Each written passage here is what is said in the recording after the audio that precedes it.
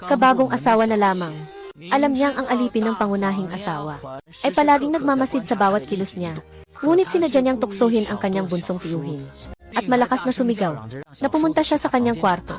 Tunay nga, agad sinabi ng alipin ang balitang ito sa pangunahing asawa. At siya naman ay lihim na natuwa sa kanyang puso. Iniisip na ito na ang tamang pagkakataon. Maaari nang itaboy ang babaeng ito na hindi sumusunod sa mga alituntunin ng asawa sa bahay. Kaya't agad siyang nagdala ng ilang dosenang mga tauhan. Nagmamadali silang pumunta sa bahay ng babae. Ngunit hindi niya inaasahan na ang lalaking nasa loob ay hindi iba kundi ang kanilang asawa. At ang dahilan kung bakit siya nagplano ng ganito ay dahil 10 taon na ang nakalipas, siya ang asawa ng tagapagmana. Ngunit siya, na may mabuting puso, ay nagbigay ng kanlungan sa walang tahanan na mapanlikhang babae. Hindi ko akalain na ang babaeng mapagpanggap ay magdadala ng ilang mga kawatan upang siraan ang kanyang puri. At ang mas masakit pa ay na ang sanggol sa kanyang sinapupunan ay tuluyang mawawala sa kanya. Sa parehong oras, na ang kanyang asawa ay nakikipag-ugnayan pa sa babaeng mapagpanggap. Ang babae na labis na nalulungkot ay napilitan na tahimik na umalis. Akala ng buong pamilya na pumanaw na siya. Kaya pinakasalan nila ang bagong babae bilang pangunahing asawa. At ang babae ay nagsumikap na maghiganti. Nagsagawa ng malaking gulo sa mukha. At pinapunta pa si Tiazhao para dalhin siya sa tahanan ng anak na lalaki. Wang Bei Fu Feng. Parang sibuyas. Bilog ang dibdib, malaki ang puwit. Magandang magkaanak. Kahit na, ang babae ay may ilang pagkakahawig sa dating asawang lalaki. Ngunit ang mapanlikhang babae ay tiyak na tiyak. Sa kanyang puso, alam niyang ang anak na lalaki ay tanging siya lamang ang iniibig sa mundong ito. Kaya agad niyang pinili siyang maging maliit na asawa ng He. Ngunit hindi niya alam na ang desisyong ito ay magdadala sa kanya ng walang katapusang bangungot. Mabilis na dumating ang araw. Kakainin na ng babae ang kanyang pagpasok sa palasyo. Tutol na tutol ang He sa kanya. Hindi man lang siya tiningnan ng diretsyo. Pinayuhan siyang magpasensya na hindi niya tatanggapin siya kahit kailan. Ngunit sinadyang ibuhos ng babae ang saa sa lalaki. Dahil alam ng mga babae na kapag nakita ng lalaki ang kanyang mukha, may pagkakataon siyang manatili sa bahay. Tinitingnan siya na parang ang dating ginang. Sa isang iglap, inakala niyang si Wang Qi na ang bumalik. Unti-unti ring bumaba ang kanyang pagbabantay. Ngunit nagkunwaring hindi niya siya kilala ang babae. Ngunit ang kanyang pinagmulan ay eksaktong kapareho ng dating ginang. Kasing pareho pa rin ang palayaw nila. Ikaw pa ang nagsabi na si Sui Sui. Noon, nakikiramay ka kay Zhao Mengxia. Ngayon, nakikiramay ka na kay Haitang Sheng Hongjing. Hanggat hindi ka pa rin sumusuko sa akin. Tulad ng inaasahan niya, sa loob lang ng isang oras, iniwan niya ang prinsipe sa bahay magdamag. Kinabukasan, pinayagan pa niyang ipakalat ang balita na magkasama ang prinsipe at ang kanyang kamag-anak. Nang marinig ng mapanlikhang babae, halos magalit siya at makipagkita sa matandang lola. At nagbigay ng matinding banta. Panahon na para bigyan ng leksyon ang maliit na asawang ito. At sakto, nahagip ng kanyang katulong, na sobrang malapit ang babae sa kanyang tiyuhin. Paano niya maipagpapalampas ang pagkakataong ito? Kaya't nag-organisa siya, kasama ang maraming katulong patungo sa bahay ng babae, upang makuha ang ebidensyang lumihis sa landas. Nakakahiya ang bold na halaman ng Pampanga na makipag-ugnayan sa iba. Dalhin mo siya dito. Ako lang ang nakikinig, sa akin lang ang prinsipe. Kung hindi ko sana ikaw inirekomenda sa bahay, isa ka lang maninilbihan. Ngayon ay gusto mong lumabag sa batas. Anak, mag-ingat ka sa salita. Hindi maganda ang iyong sinasabi. Hindi ka pwedeng mag-utos sa akin. Huwag mong akalaing magkamukha ka niya ng bahagya ay makuha ang pagmamahal ng prinsipe. Sasabihin ko sa'yo, ngayon ang pinakaayaw makita ng prinsipe ay ang mukha mong kahawig niya. Ang babae ay nagkunwaring nalilito, na nagtanong kung kanino siya talaga kahawig. Ngunit ang mapanlinlang na babae ay hindi nagtago. At buong tapang na inamin na ang asawa ng prinsipe noon ay namatay. Ngunit salamat sa aking maingat na plano, hindi inasahan ng lalaki. Ang puting buwan na hawak niya sa palad ay may tagong pusong parang ahas at lason. Nang marinig ang mga maruruming salita niya, hindi na matiis ng lalaki. Binuksan ang kurtina. Galit na ipinahayag na siya ang lalaking iyon.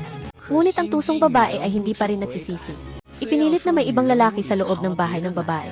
Ngunit nang maghanap, nalaman nilang ang maliit na biyenan ay nasa katabing kwarto. Ayaw pang sumuko at gusto pa ring makipagharap sa babae. Ngunit hindi inaasahang nagkunwari ang babae na inosente, na sinabing kakakasal lang niya sa tahanan ng anak ng prinsipe. At hindi pa niya nakikita ang nakababatang tiyuhin. Saan galing ang usapan ng pag-ibig? Ano sa tingin mo? Hindi ko siya nakita. Baka talaga siya ang kabit ng nakatatandang kapatid. Huwag na huwag malaman ng nakatatandang kapatid na pinapahirapan ang kanyang babae. Tumahimik ka. Sinasabi ni Bunso.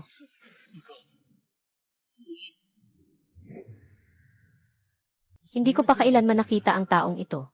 Nainom ako ngayong araw. Patawarin ninyo ako, kuya. Bakit hindi nagsasabi ng totoo si Bunso?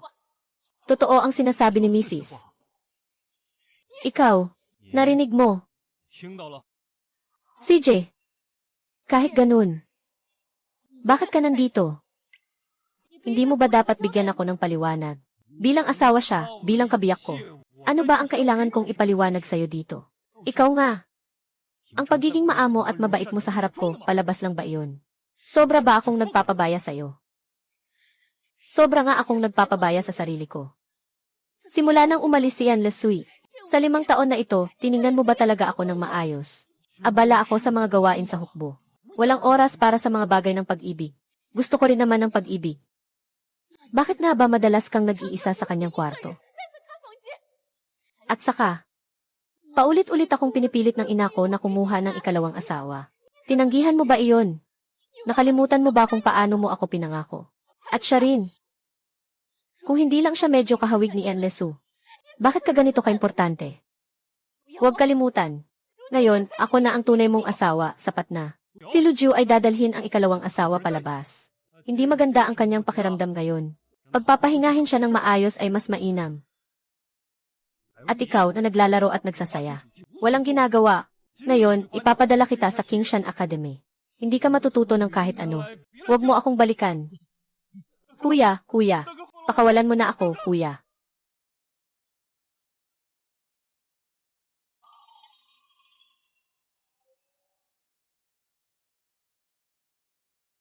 Lahat sila ay Haitang. Huwag mong galitin ang ate. Pupunta si Haitang para humingi ng tawad sa ate.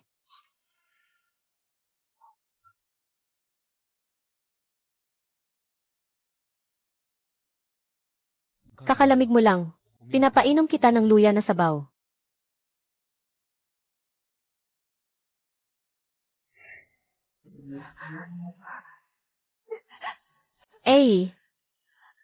Mag-aaral.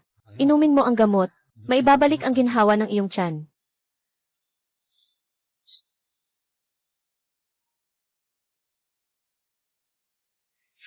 Banal na babae. Dahil sa kayang magpanggap na si Haitang na si Anne Lesu, bakit mo siya niloko? Dapat ba akong maging masaya o malungkot?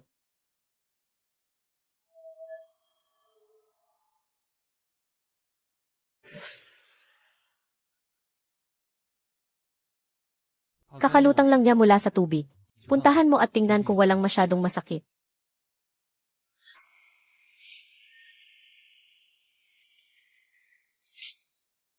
Kanina, nang pumunta ako sa botika, narinig ko ang tagapangasiwa. Kagabi, si Haitang ay pumunta sa botika at humingi ng mahuwang. Ang mahuwang ay... Kagabi, bigla kang nagkaroon ng sakit sa ulo. Natatakot akong sanhi niyan ay ang mahuwang. At ang plano ni Yuzong. Siksiyaw niyang ng Haitang ay nadulas lang sa tubig, natakot lang. Wala namang malala. Una kang umalis na muna. CJ!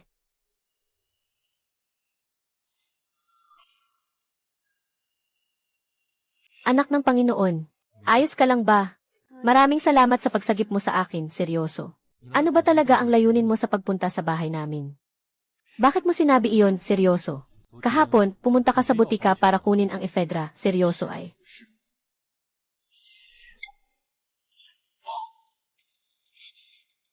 Ang ephedra ang nagdudulot ng sakit sa ulo ko.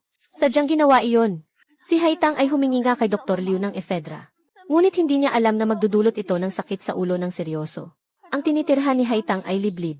Maraming ahas at insekto, kaya para lang ito sa pagpapaalis ng mga ahas. Ikaw.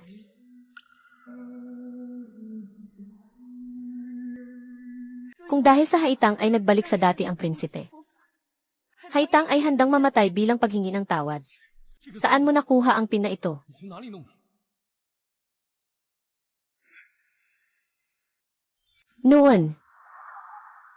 Noong una, isang ginang ang nagbigay nito. Sinabi niyang palitan ko ito ng pilak. Ang pin na ito ay ginawa ko ng aking sariling kamay. Sabi mo hindi ko kailanman pinahalagahan ang mga bagay mo. Ikaw, paano naman ang pinaibinigay ko sa iyo? Kahit ano pa ang sabihin ko ngayon, hindi mo pa rin ako paniwalaan. Sheng Huijin, hayaan mo akong sabihin sa iyo. Nawala ko na ang sirang hairpin mo, nawala ko na. Ngayon, bumalik na ang hairpin. Pero wala ka na. Susu! Bumalik ka sa akin, pakiusap. Mas malakas ang huli na pagmamahal kaysa sa mga damo. Bakit mo pa kailangan ganito? Maaari bang ibalik sa akin ang hairpin ng Crown Prince? Itong suklay ay sadyang para sa'yo. Aalagaan ko lahat. Kung sakaling makatagpo ka ng problema sa hinaharap, huwag mag-atubiling lumapit sa akin. Para sa ilang bagay. Pasensya na sa nangyari kanina, hindi kita sinasadya.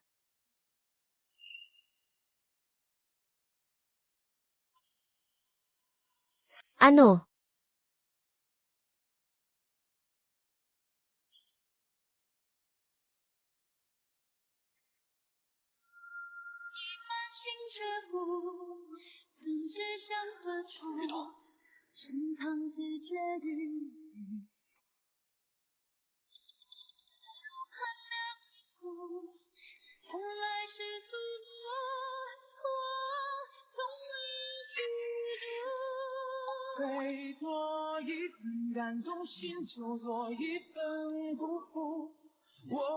Mag-ingat ka muna sa sarili mo.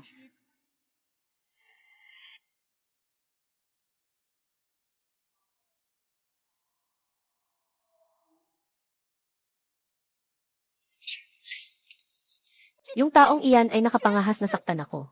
Ginoo, magpahinga ka na po. Sisi mo ang sarili mo. Ano ang gagawin mo? Panginoon, patawarin po. Ako po ang nagkulang sa paglilingkod. Ngayon ay pinoprotektahan siya ni Kuya Huijin. Kung sakaling siya ay magdalang tao balang araw, hindi ba't lalong aapi sa akin? Kailangang alisin siya. Mahalaga ngayon na muling makuha ang pagmamahal ng Ginoong Sisi sa kanya. Tama ka. Kunin mo ang aking kahon ng pampaganda. Kapag nabuntis ako, walang makakalog sa aking posisyon. Ginang, bakit ang itsura mo ngayon ay parang ang babaeng iyon? Dahil lang may pagkakahawig kay Nyan Lesui. Napansin siya ng Ginoo. Ngayon, para mapasaya ang Ginoo, kahit hindi magalang, kailangang payagan. Ginoo, Ginoo, magtiis ka pa ng kaunti. Pakiusap, tawagin mo ang anak ng pamilya. Huwag kang mag-alala, Ginoo. Nasa bahay ng matandang Ginoo ang anak ng pamilya ngayon. Darating na siya. Tiyak na tutulungan ka ng matandang Ginoo. Siyempre, kasama natin ang matandang Ginoo sa iisang bangka. Noong mga panahong iyon, inalis ang si Dasu. Malaki ang naitulong niya. Ang aking pamilyang Sheng ay palaging may malinaw na pagkakaiba sa pagitan ng kahusayan at kahinaan. Hindi masama kung minamahal mo ang isang kabit. Pero hindi rin dapat lumabag sa mga patakaran. Si Mansiang ang iyong asawa at ang anak mo. Nauunawaan ko. Umalis ka na.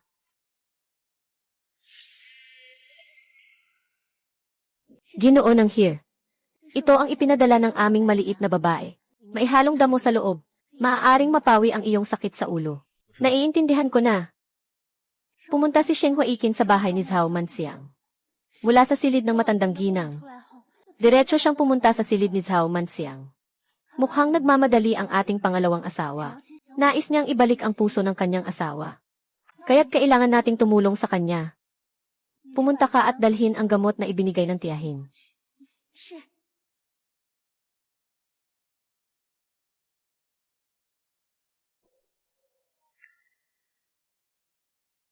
Surin ito. Panahon na para maranasan mo ang mga paghamak na dinanas ko.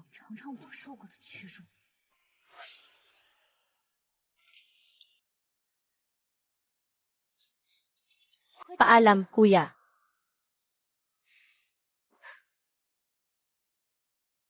Huikin, kuya. Naghanda ako ng mga pagkain na gusto mong kainin. At ng masarap na alak, tikman mo. Itong alak ay ako mismo ang gumawa. Kung may gusto kang sabihin, sabihin mo lang. Hindi mo kailangang istorbohin ang ina. Nagkamali ka ng akala. Nababalisa ang ina para sa iyo. Nagpadala ng tao para magtanong. Doon ko lang nalaman na nagkaroon tayo ng hindi pagkakaunawaan. Itong alak ay para na rin sa iyong paghingi ng tawad.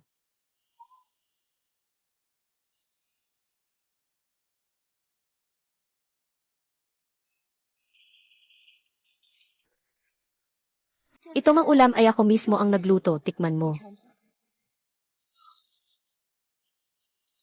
Kapatid Huijin, anong nangyayari sa'yo?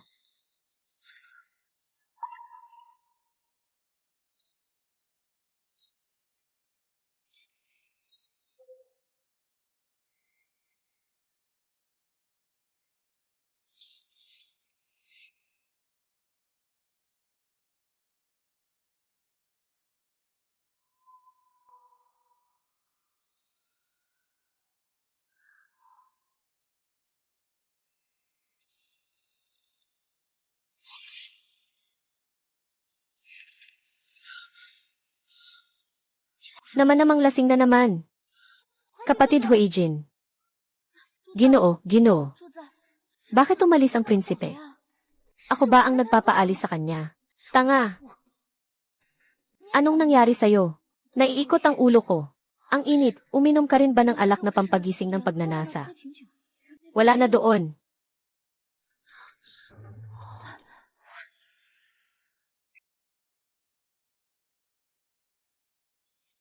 Sino?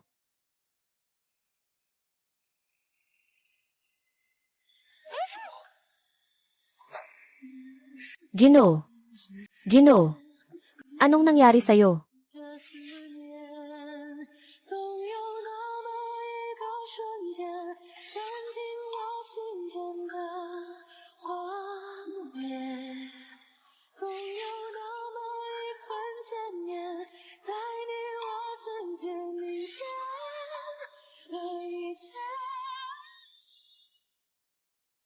Agad akong hahanap ng lunas para sa'yo.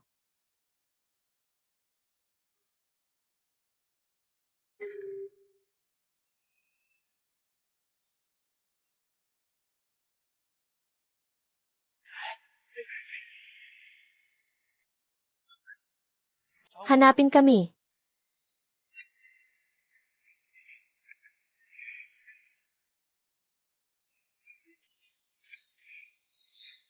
Tigilan nyo.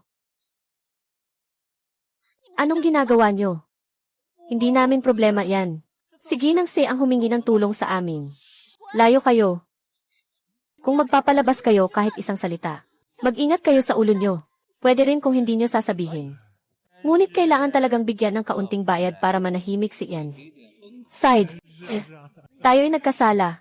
At gusto pang humingi ng bayad para manahimik. Oh, ang anyo ni Ian. Side sa kama kanina. Talagang hindi malilimutan. Hahaha. Kung sasabihin natin ito sa mga katulong, mananahimik sila. Tara. Hindi ko inakala si Haitang na dalaga. Kayo mga hayop. Papapatayin ko kayo. Si Weiwok siya na salbahing yan. Papapatayin ko siya kagabi.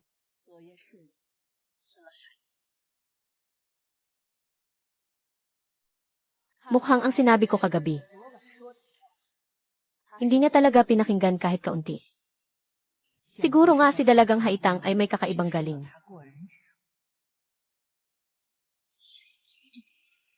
Bagong dating sa langit, ang alipin ay nangahas na gumawa ng ganito. Kung hindi dahil sa pagbigay mo ng supling sa pamilyang Sheng, ang taong galing sa ganitong kalagayan ay hindi karapat-dapat magpunas ng sapatos ng pamilyang Sheng. Ginang matanda, ang sinasabi ninyo ay walang ganitong kredibilidad. Pumunta ka at kausapin siya ng mahigpit.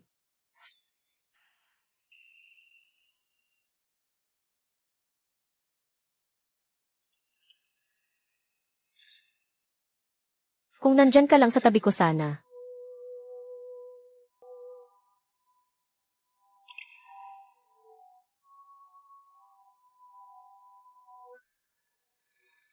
Kaya dapat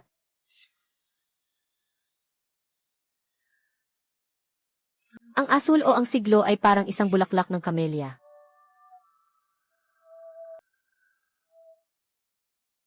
Simula ngayon, tatanggapin kita.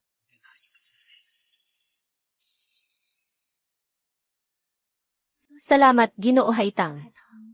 Hindi alintana ang katayuan. Ang tanging hiling ay makasama ang Ginoo. Mayroon pa akong dapat gawin. May mga bagay na babalik ako sa iyo. Naghihintay sa iyo si Ginoo Haitang.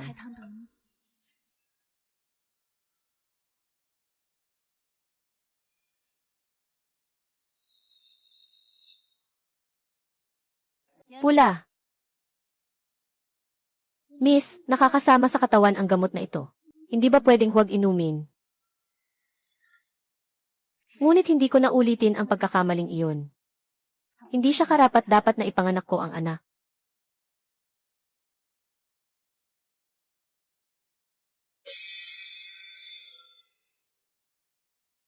Ayan, Gil. Haitang. Ayan, Gil. Haitang.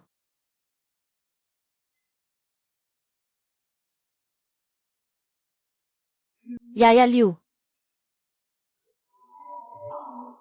Bakit ang liit ng mukha mo? Yaya Liu, ano ang utos ng matandang ginang? Hindi tayo nagkakilala dati. Paano mo nalaman na apelyido ko ay Liu? At nalaman mo pa na ako ay ipinadala ng matandang ginang.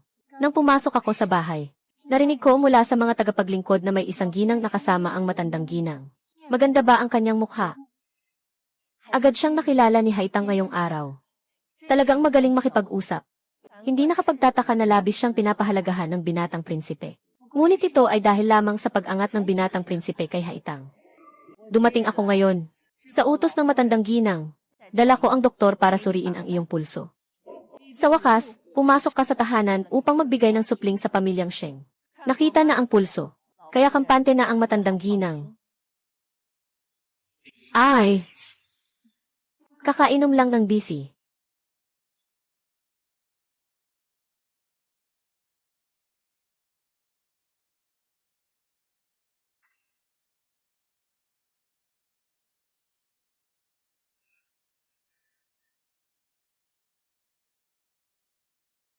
Ano pa ang iba? Si Miss Haitang ay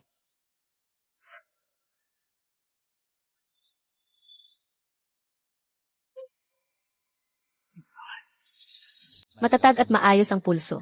Naniniwala akong hindi magtatagal ay magkakaroon siya ng anak. Ayos iyon. Ngunit medyo mataas ang asukal sa dugo. Kulang sa sigla. Baka hindi maganda para sa kalusugan ng sanggol. Bakit kaya? Marahil ay hindi ka nakatulog ng maayos nitong mga nakaraang araw habang inaalagaan ang sir. Kung ganoon nga, magpahinga ka muna ng mabuti sa mga araw na ito. May mga side concubine naman ang sir na nag-aalaga sa kanya. Pakiusap kay Dr. Liu na magreseta ng ilang gamot para ayusin ang iyong kalusugan. Binibini Haitang, halos 1 buwan ka na sa loob ng bahay. Bakit hindi mo pa natutunan ang mga alituntunin? Hindi alam ni Haitang. Ano ito sa palasyo? Ano ang iyong katayuan? Isa ka lamang pangalawang asawa. Hindi ka pa namamatay. Nakapagpanggap ka na pinataas ka ng prinsipe bilang isang mahal na asawa. Mukhang hindi simple ang iyong mga intensyon. Mahal na ginang, pakiusap na suriin ito. Hindi naman niloko ni Haitang ang prinsipe. Kundi ang prinsipe ay nagmamalasakit sa kahirapan ni Haitang. Natatakot na maapi si Haitang. Kaya't itinaas ang posisyon ni Haitang. Dahil nakita niyang inaapi ka. Hindi ba't ikaw ay isa lamang pangalawang asawa? Apo, hindi po magagawa ni Haitang iyon. Apo, ang aming maliit na Ginoo mula nang pumasok sa tahanan ay maingat at mapagmatsyag. Hindi naglakas loob na magkamali. Ngunit natatakot ako na ang pangalawang ginang ay maaaring maging mapaghimagsik sa aming maliit na rong. Ikaw rin ang pinapayagang magkomento tungkol kay Madam. Madam, magpatawad po kayo. Hindi iyon ang ibig sabihin ni Yancy. Nagsalita ako ng mali. Patawarin niyo po ako, Madam. Kung ang ulo ang mali, apektado ang buong bahay. Sa tingin ko, dapat matuto kayong lahat sa bahay na ito ng tamang pag-uugali. Malaki ang mga patakaran sa tahanan ng prinsipe. Bawat salita at gawa ay sumasalamin sa dangal ng tahanan ng prinsipe. Kaya't aayusin ko kayo ng maayos. Si Haitang iyon. Nakabasa ka ba ng anumang libro? Nabasa ko ang Liji. Mabuti. Isulat mo ito ng 100 beses. Ibigay mo bukas sa side madam kapag bumabati ka.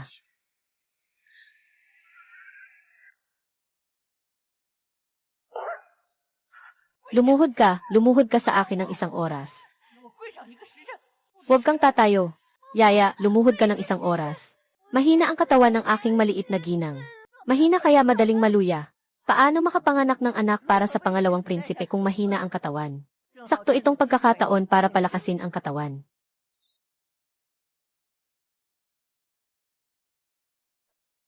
Huwag mag-alala, inay. Natuto si Haitang ng disiplina mula pagkabata.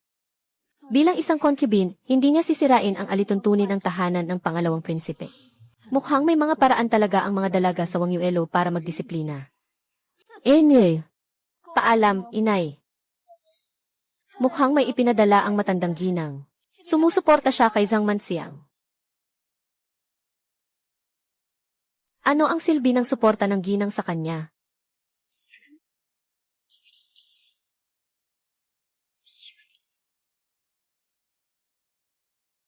Sinasabi mo ba na kaninang umaga ay pumunta si Yaya Liu sa babaeng iyon? Galit na galit si Yaya Liu. Tiyak na pupuntang magtanong ng pananagutan. Yung babaeng iyon ay palaging nakikialam kay Huijin. Hindi titigil ang matandang ginang kung hindi ito aksyonan. Ito. Tingnan mo, ayaw pang umamin. Kung ang ginang ay nasa panig na ng sidewife. Kaya't samantalahin natin ang pagkakataong ito. Upang maayos siyang sanayin. Ano ang ginagawa ng prinsipe nitong mga nakaraang araw? Nasa kampo ng mga sundalo sa labas ng bayan.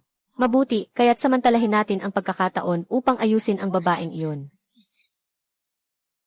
Maghanda ng isang salu-salo para sa pagkalaglag ng bata. Ano ang sinabi mo? Yung mga bulaklak ng hawthorn ay parang kulay. Nang makita ito ng alipin, siya rin ay nagulat. Ngunit talagang ang parang kambal na magkapatid. Magkaiba naman ang kanilang mga personalidad.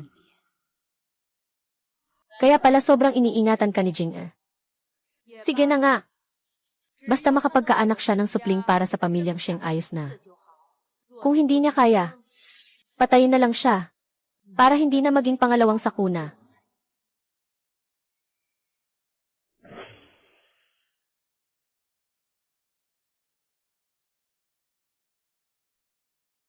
Magpaalam na kayo sa side, madam. Ngayon, ang kapatid mong babae ay isang mahal na asawa na. Salamat sa tulong ni ate. Dahil minahal ng prinsipe ang ate ko. Huwag naman sana kaming mabigo.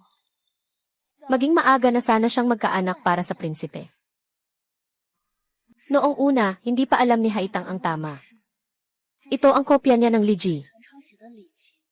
Pakibasa, ate. Naghanap ako ng isang tao para sa ate ko. Nais kong mapalad siyang makatagpo ng taong iyon sa lalong madaling panahon. Ate, inumin mo na habang mainit pa.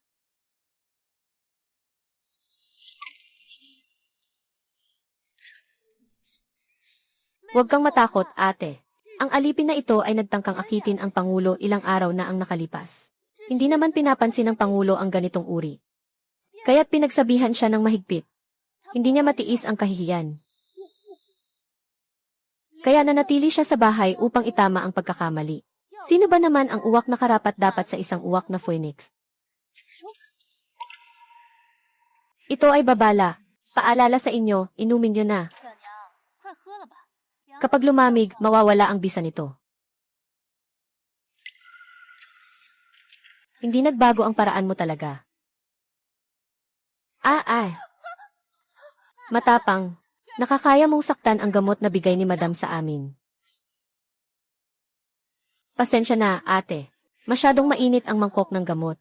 Hindi ko na mahawakan ng maayos. Talagang hindi ko na mahawakan ng maayos. O kaya naman, naging maharlikang kabit ka na at hindi mo na ako pinapansin. Madam Song, tingnan mo, ngayon pa lang ay hindi ka na niya igagalang. Ano nang mangyayari sa susunod? Sa tingin ko, kailangan ko ng turuan ng maayos ang mga patakaran. Dapat talaga nating ituro ng maayos ang mga patakaran, para hindi masira ang mga patakaran sa harap ng matandang Ginoo. Iabot mo ang kamay. Unang alituntunin ang paglapag sa itaas ng ulo. Walang pakialam sa iba. Ikalawang alituntunin ang pagbasag sa gamot pang anak. Nasira ang aming munting pagkakaibigan ng anak na lalaki. Ikatlong alituntunin ang alipin ay talagang alipin. Kailangan mo lang ipanganak ng maayos ang supling para sa pangalawang prinsipe. Huwag mong isipin ang mga bagay na hindi mo dapat iniisip, naiintindihan mo ba? Sobrang drama mo sa parusa. Baka natatakot kang maagaw kita. Ano ba ang sinasabi mo? Ikaw ay ang pangalawang prinsipe kahapon. Paglabas mo rito, diretso kang pumunta sa akin. Pangit na babae. Pangit na babae. Kuya Hyejin, nasa kampo ka ba? Anong kalokohan ang ginagawa mo? Ayos lang ba? Kumquat. Kuya Hyejin, tinuturuan ko si Sister Haitang ng mga alituntunin. Ganito mo ba tinuturuan si Sister? Si Hizizi ay si Haitang na maliit na babae. Nadumihan ang banal na gamot na ibinigay ni Side Madam. Nagsalita pa siya ng basto sa Side Madam. Kaya nagalit ang madam at sinaway siya. Malinaw na masyadong mainit ang sabaw na gamot, Ginoo. Hindi na ayos ng aking batang ginang. Kaya aksidenteng na ipagpag ito. Ngunit gusto ni Madam Su na parusahan ng mabigat ang aking batang Ning. Hindi ba't isang mangkok lang ng sabaw na gamot iyon? Kung natapon, magluto na lang ng isa pa. Miss, ang gamot na ito ay binili ko ng mahal. Napakahalaga ng mga halamang gamot sa loob. Pinakuluan ito ng ilang dekadang araw para lang magkaroon ng ganitong maliit na mangkok. Nawala ito ng walang dahilan. Sayang talaga. Huwag mo sanang sisihin ang ate. Ako ang clumsy sa mga kamay at paa. Kaya nasayang ang malasakit ng ate. Pero hindi ba naloko ang ate ng mga salamangkero sa Jianghu? Mula pagkabata, tumutulong si Haitang sa departamento ng halamang gamot. Nakakita na siya ng maraming buhay at kamatayan. Katatapos ko lang naamoy. Parang may mali sa amoy ng gamot. Imposible, ito ang binayaran ko ng malaking halaga. Paano magkakaroon ng problema? Tawagin si Liu Tai. Kailangan niya akong iligtas, Jimmy. Guro, Liu Tai, dapat mong suriin ng mabuti ang mga natirang gamot sa sahig. Aking kapatid na Huaikin, nagdududa ka bang maaari kong saktan si Xiaonyang Haitang? Ang gamot na ito para sa muling pagkabuo ay pinakamahusay na pampalaglag. Ano? Walang iba pa. May mga sangkap na tulad ng mulberry branch, longan, ginseng, daffodil, at lotus seed. Lahat ay nakakatulong sa mga babae na magbuntis. Kapatid na Joaquin, sinasabi ko na nga, ito ay maingat kong niluluto para sa ate. Kapatid na Joaquin, naiintindihan mo na siguro na kailangan ng alisin ang pagdududa. Patawarin mo ako. Nabinigyan mo ako ng maraming puso para uminom ng inuming pang-anak. Ang sinabi kanina ni Batangas na dalaga, ay tumutukoy ba sa side wife ng aming pamilya na nanakit sa iyo? Ginoo ng tagapagmana, pakiusap, ipagtanggol mo ang side wife ng aming pamilya. Kuya Hyejin, taos puso akong nag-aalala para sa iyo. Ngunit ang natanggap ko ay ang iyong pagdududa. Lahat ito dahil ang halimuyak ng trigo ay walang silbi. Nabigo ko ang tiwala ng matandang babae. Isang maling akala. Bakit ganito? Halika. Ang anak kong lalaki ang prinsipe nitong mga nakaraang panahon. Palagi niyang ginagamit ang ginseng para sa pagpapabuti ng kalusugan. Ayon sa aking alam, ang labanos at ginseng ay maaaring makasama sa katawan. Kung ang prinsipe ay uminom ng 2 gamot ng sabay, talagang makakasama ito sa kalusugan. Kung uminom ka ng matagal, maaari kang magkasakit ng poisoning. Totoo nga. Saang bahagi ba talaga nagalit si Haitang sa'yo? Gusto mong kunin ang buhay ko. Wenxiang, paano ka magagawa niyan? Prinsip, hindi ko alam na kamakailan lang ay umiinom si Haitang ng ginseng. Ginoo Song, simula nang mahulog siya sa tubig, nagkaroon na siya ng pangmatagalang sakit. Palaging gumagamit ng ginseng para ayusin ang katawan. Alam ito ng lahat ng mga tauhan sa bahay. Paano mo masasabi, Ginang? Na hindi mo alam. Kuya Huijin, kahit na alam ko man, hindi ko alam na mapanganib pala ang pagsasama ng dalawang gamot na ito. Sapat na ang pagtitiwala mo sa akin. Si Su Haiying ay may sakit sa tiyan. Bakit mo siya pinapahirapan sa lahat ng bagay? Hindi ko sinasadya. Ngunit muntik mo nang mapahamak si Haitang ngayon. Bilang pangulo ng likod bahay. Ganito mo ba? Ipapakita ang halimbawa simula ngayon. Magpahinga ka muna ng maayos sa loob ng bahay. Huwag mo nang asikasuhin ang mga gawain sa bahay.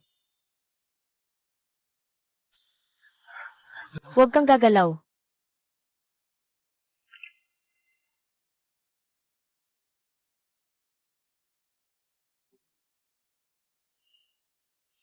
So, Ginang.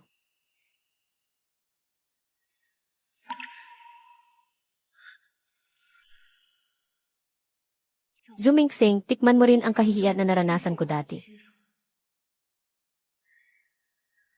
Ginang Song. Kailangang alisin siya.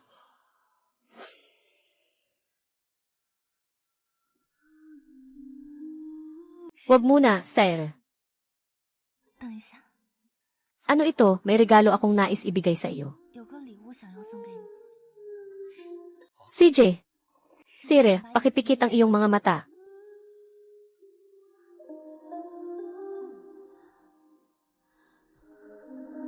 Sire, maaari mo nang imulat ang iyong mga mata.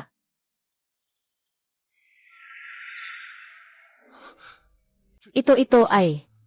Mula pagkabata, mahilig akong magpalipad ng saranggola. Gusto kong dalhin ako ng saranggola upang makita ang mundo sa labas. Maayos pa ba ang leon? Gusto ko. Dahil gusto lang niyang makipag-ugnayan. Isang hangad, ang iyong lalaking asawa ay tumanda ng 1,000. Ikalawa, ang aking kalusugan. Ikatlo, tulad ng mga swallow sa ilalim ng kawayang-kawayan. Taon-taon ay magkasama tayo. Kung ikaw lang ang nasa tabi ko ngayon, sana ay napakasaya. Gusto kong lahat ng bagay ay para sa iyo, silver happy, at may pagkakasala sa puso.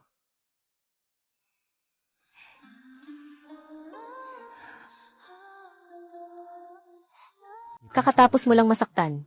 Huwag kang hayaang mahawa ng lamig. Nais kitang akapin pa uwi.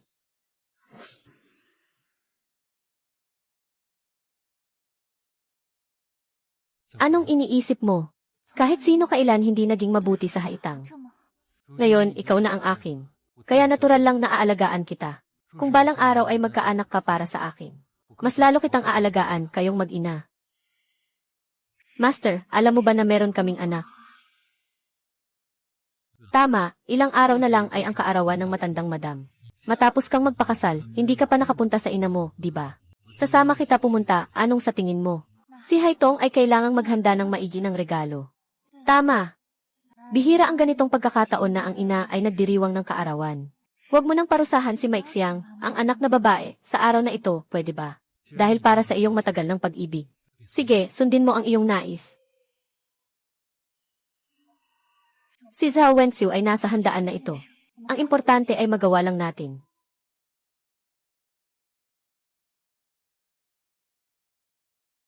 Ngayon, hindi pwedeng magkamali kahit kaunti. Kapatid Huijin. Magandang araw, ate. Kapatid Huijin. Ngayon, lahat ay ayon sa gusto ng matandang madam. Anong palagay mo? Medyo angkop naman. Kapatid Huijin. Lahat ng amoy ng trigo noon ay hindi maganda. Huwag ka nang magalit pa. Ngayon ay ang araw ng paggunita sa kanyang kapatid. Mamaya ay sasamahan kita sa pag-alay ng panalangin para sa kanya. Ang aking asawa ay hindi mahilig magsalita ng walang kwenta. Huwag mo na siyang banggitin ngayon. Mukhang may pakialam pa rin ang prinsipe sa'yo.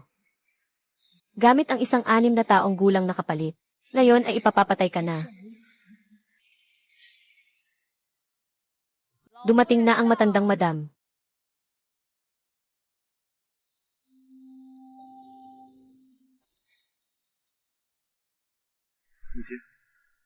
Magandang araw, Ginang. Ikaw ba ang bagong pumasok sa tahanan? Itataas mo ang ulo mo para makita kita. Manugang, hindi ka namatay. Manugang, nakilala na ni Haitang ang Ginang. Baka nagkakamali lang ako.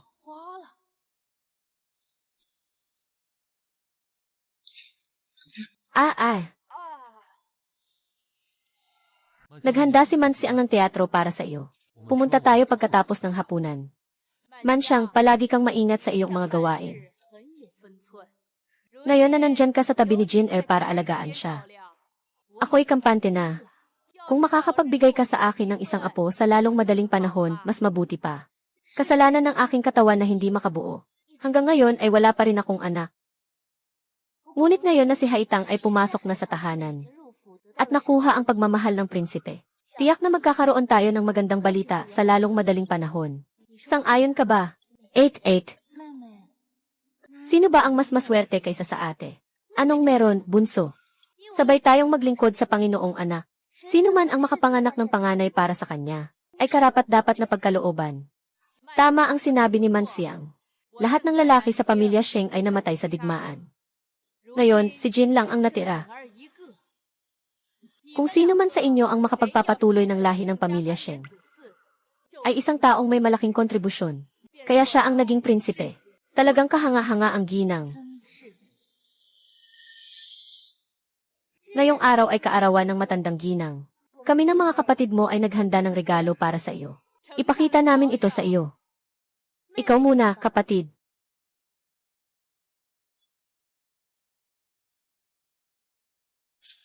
Haitang, pinapagawa ko kay Dujuan na palitan ang regalo mo ng isang paggalang para sa matandang ginang.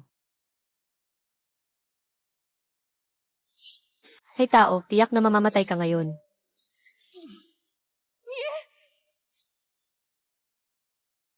Ikaw. Haitang, ano ba talaga ang ibinigay mo sa matandang ginang? Napatakot mo siya ng ganito. Paano? Nangyari ito. Paano mo nalaman na matagal ko nang hinahanap ang relikyang ito? Isa itong bihirang bagay. Paano mo ito nakuha? Pinatay ang duyan. Pinalitan ang laman nito ng mga pira-pirasong estatwa ng Badha. Nakuha ito sa isang pagkakataon lang. Hindi na makatiis si Uncle Haitang. Kaya nagpasya siyang ibigay ito bilang regalo sa matandang babae. Gusto pa ba niya ito, madam? Gusto po. Sabi-sabi sa bayan. Ang relik na ito ay iniwan ni Master Yu Antong noong siya ay pumanaw. Palagi kong hinahanap siya. Hindi ko inakalang makukuha ko siya ngayon. Talagang may malasakit ka, ha? Matagal na akong hindi nakitang ganito kasaya ang ina. Haitang, ngayon ay nagawa mo ang isang malaking bagay. Hindi naglakas loob si Haitang na magyabang. Inihanda rin ng nakatatandang kapatid ang para sa matandang ginang. Kahit na mas mahal pa ito kaysa sa kay bunso. Hindi naman masyadong mahal. Umaasa akong magustuhan ito ng matandang ginang. Buti na lang at handa na ako. Inihanda ko ang estatwa ng gintong Budha para sa matandang ginang. Natatakot akong talagang maungusan ako ng babaeng iyon. Matagal ko nang naihanda ang regalong ito. Eksklusibong pinili ang 18 na artisan upang maingat na gawin ito. Nagtagal ito ng 79 na araw.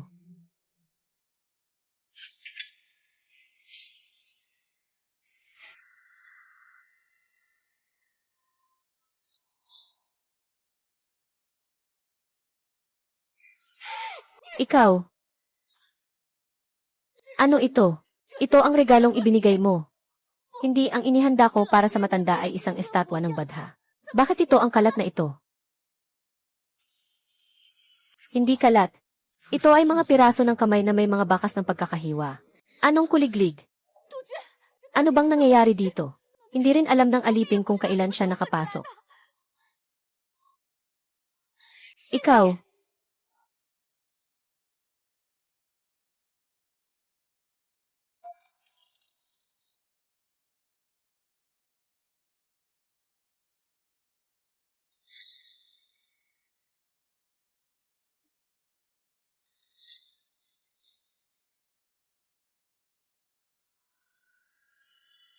Ngayon ang anibersaryo ng kamatayan ni Yanluo.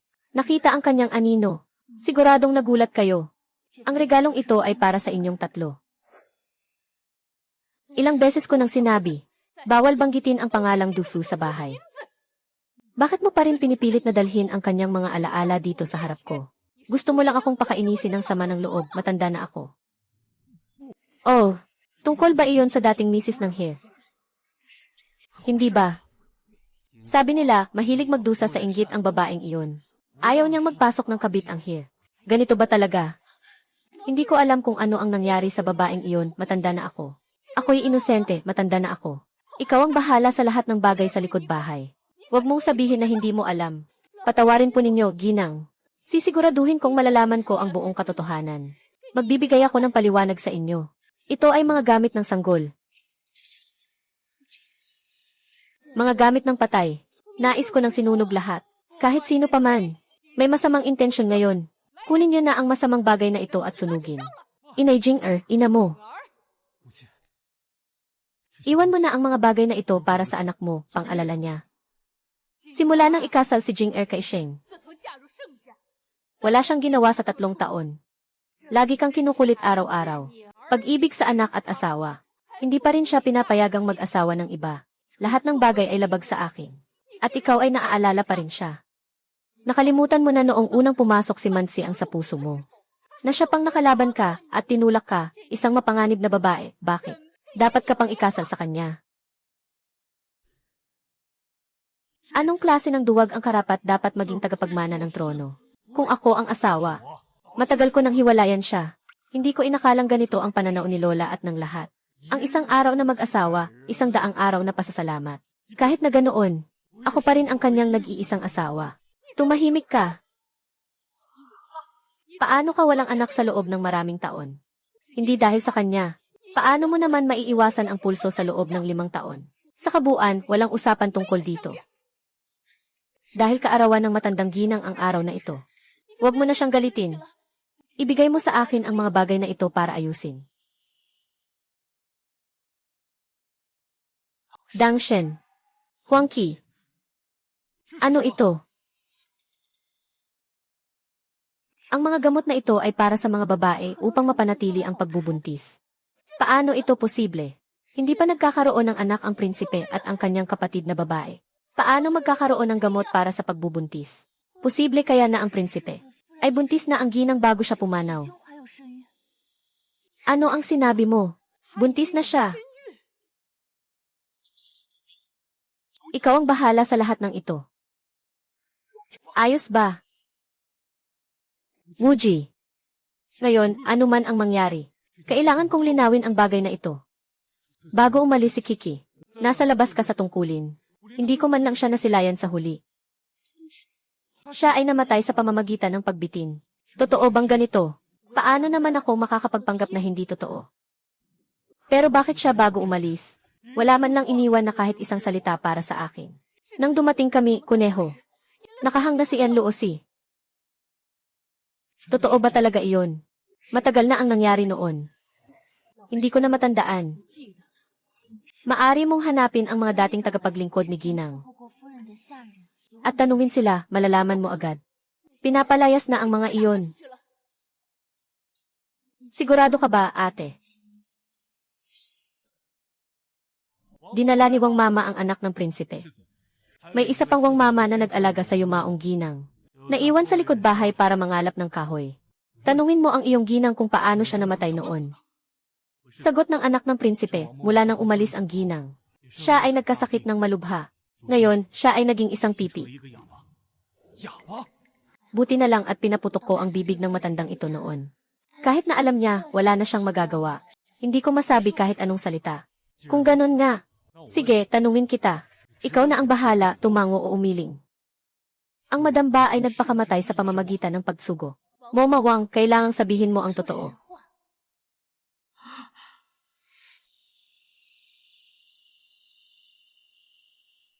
Yung damit ng sanggol, ginawa ba ni Madam mismo? Moma Wang, ito ay tungkol sa magiging asawa ng anak na lalaki. Kailangan mong pag-isipan mabuti bago magsalita.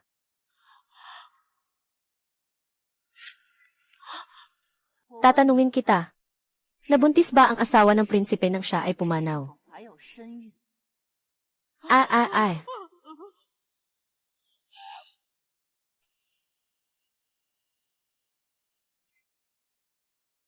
Ibig mong sabihin nang pumanaw si Yan. Nasa sinapupunan na niya ang anak ng pamilya Sheng. Ako yun.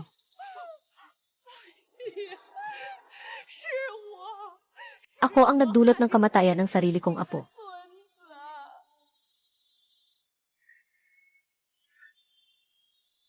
Nakaluhod na ang matandang ginang ng 3 oras.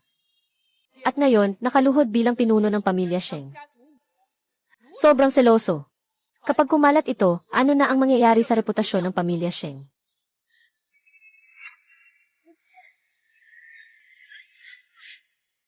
Talagang hindi maganda ang pakiramdam ko. Wag mo nang magpanggap sa akin. Kailan ka pa hindi marunong matuto? Wag mo nang naisin pa.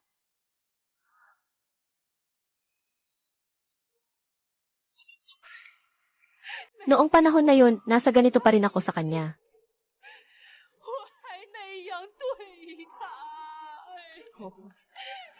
Alam kong sarili kong saktan ang sarili ko. Masakit sa loob. Dahil hindi nagpakamatay ang madam. Nandito ba ang pumatay sa kanya o wala? Kung hindi mo sasabihin, papatayin kita ngayon.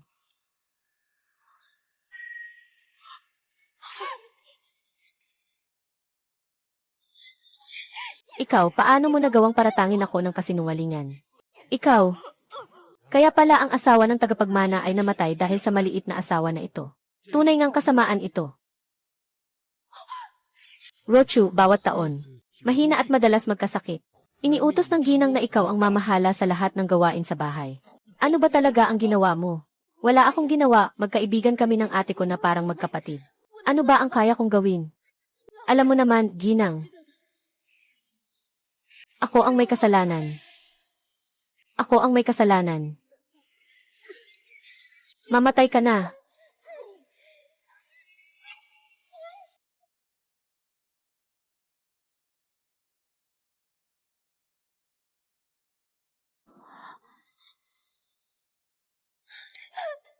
Bakit mo ginagawa ito sa sarili mo? Masaya ang ginang sa loob ng bahay. Nakakainis talaga. Itapon mo siya sa libingan ng mga patay.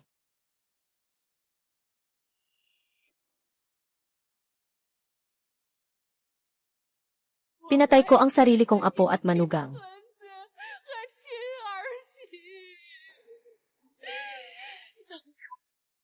Kung hindi dahil sa paniniwala ko sa iyo, paano naman mawawalan ng anak ang pamilya Zeng nang walang dahilan?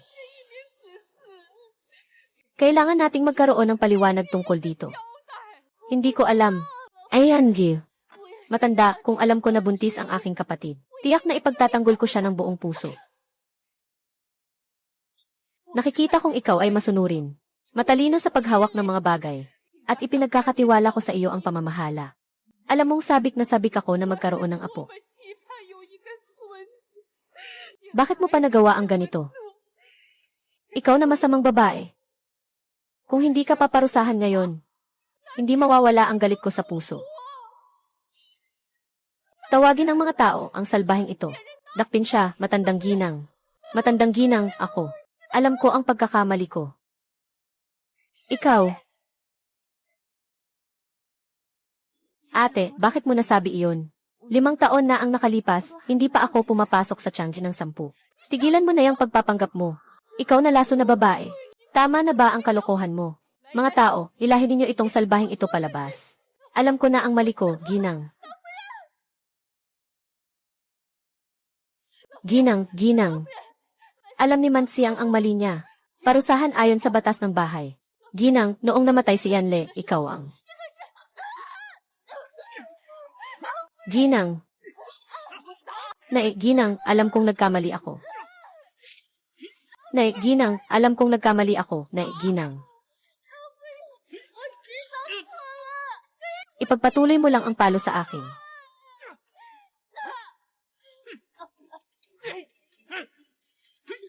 Ako iyon.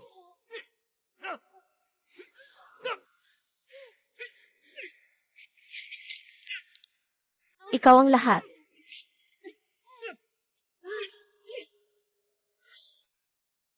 Ipagpatuloy mo lang ang palo, ipagpatuloy mo.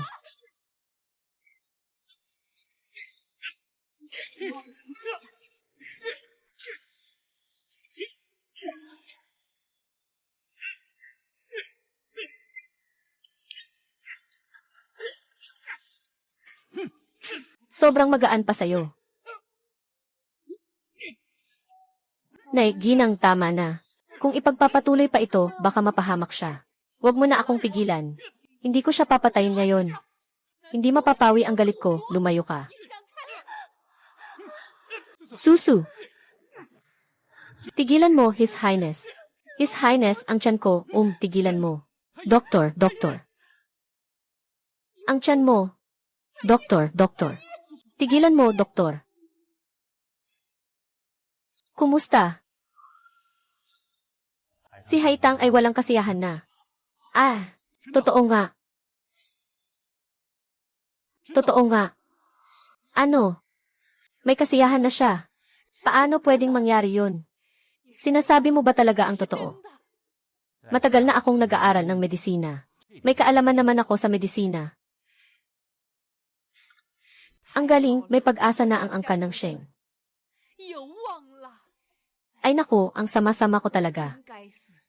Kakaunti na lang sana hindi pa ako nakagat ng leon. Sui-sui, sa wakas nagdalang tao ka na. Malapit na kaming maging magulang.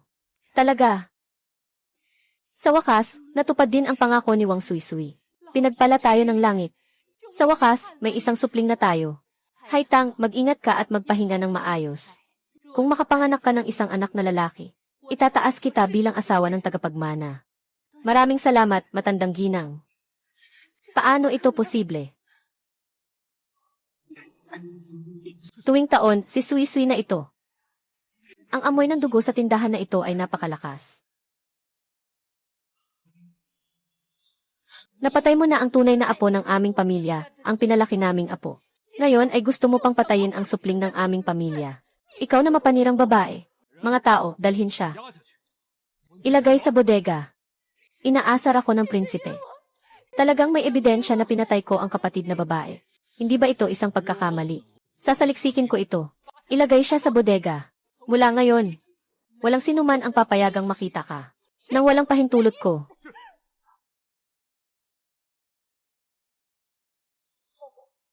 Hindi ito ganoon kadali. Tunay nga ikaw. Magpahinga ka ng maayos.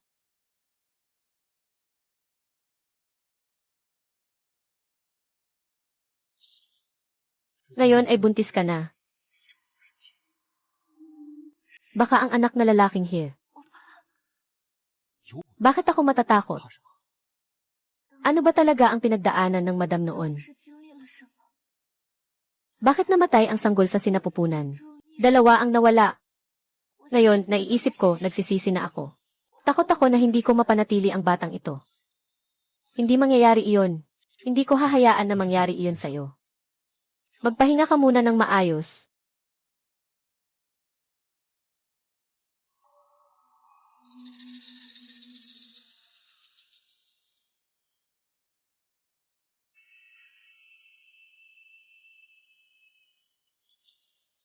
Lujiu.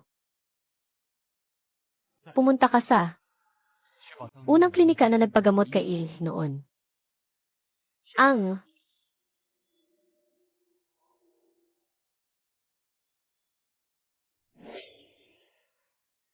ate sa grupo. Pumanaw na. Pumanaw na nga. Nung dumating kami, hindi pa 1 oras mula nang mamatay ang tao, isa siyang tagapag-alaga. Muling isang tagapag-alaga. Pumunta ka at tawagin ang lahat ng mga doktor na nagbigay ng lunas sa bahay noon. Lahat sila.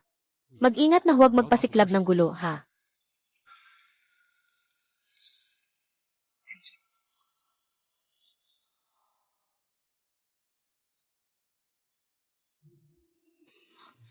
Kuya Huijin. Bakit ikaw? Ikaw ba ay pumunta dito para pagtawanan ako? Hindi ko inasahan.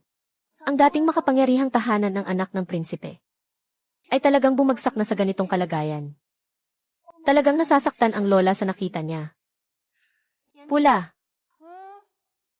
Ipinaghanda ka ng gamot sa sugat ng aming maliit na misis. Umalis ka. Sino ang may pakialam sa mga bagay mo? Lahat ito ay dahil sa iyo. At ikaw, tigre, ganyan ang trato mo sa akin. Isang araw, babayaran ko ito ng doble. Nakita ang hitsura mo ngayon. Talagang naisip ko ang dati kong sarili. Noon. Ikaw ang gumawa ng mga bagay kay Lesui. Naalala mo ba? Ngayon, naaalala ko.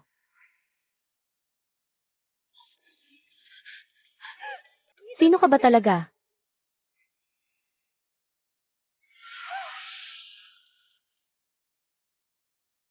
Ate, kailangan mong magpagaling agad. Tulungan mo ako, tulungan mo ako,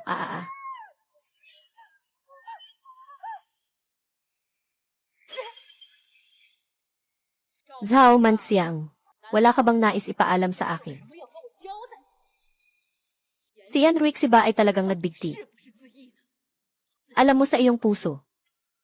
Kung siya ay buntis nang siya ay pumanaw. Tungkol sa bagay na ito, gusto kong sabihin mo ito ng personal. Alam ng matandang ginang. Ang matandang ginang at ang prinsipe ay sabik na magkaroon ng anak. Kahit nabigyan si Maixiang ng 100 pagkakataon. Hindi siya mangahas na gawin ito. Ako rin ay nakatira sa bahay na ito ng kalahating buhay. Ang mga babae ay kayang gumawa ng kahit anong bagay para sa katayuan. Mas malinaw na ito sa'yo.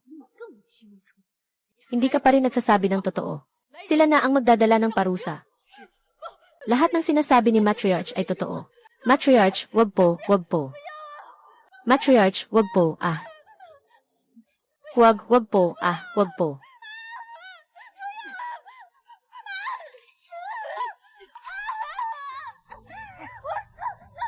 Sinasabi kong huwag. Sinasabi ko. Sinasabi ko. Matandang ginang. Noong una, sinabi ko kay Lesui. Naniloko ko siyang buntis ako. Hindi ko akalain na siya ay mababaliw. At pagkatapos ay gumawa siya ng mga laruan. Tungkol sa kung siya ba talaga ay buntis. Hindi ko talaga alam. Hindi mo ba napapansin na ang haitang ay napakaduda? Sobrang kamukha siya ni Yan Li. Pagpasok niya sa mansyon, agad siyang nakuha ang pabor ng prinsipe. Walang alam ang puso ng prinsipe tungkol dito. Bakit siya agad nagdalang tao pagdating niya? Regalo para sa pista ng kaarawan. Hindi mo ba nararamdaman na napakasabay-sabay ng lahat ng ito? Matandang ginang. Noong una, hindi pinayagan ni Yan Lesi ang prinsipe na kumuha ng pangalawang asawa. Hindi mo ba napapansin na hindi niya gusto ito? Palaging pinahihirapan siya. Kung ang mga bagay na ito ay tiyak na maunawaan ang relasyon ninyo ng anak ng general. Siguradong ito ang gusto ni Haitang na makita. Auntie, huwag mong paniwalaan siya. Ibig mong sabihin, may ibang layunin si Haitang sa pagpasok sa palasyo. Ito ang dahilan kung bakit gustong-gusto ng matandang babae na makuha ang puso niya. Kaya nagplano siya para maging pangunahing ina ng pamilya. Kahit na hindi siya paborito o napapansin. Pero huwag talagang aalis sa tabi ng matandang babae.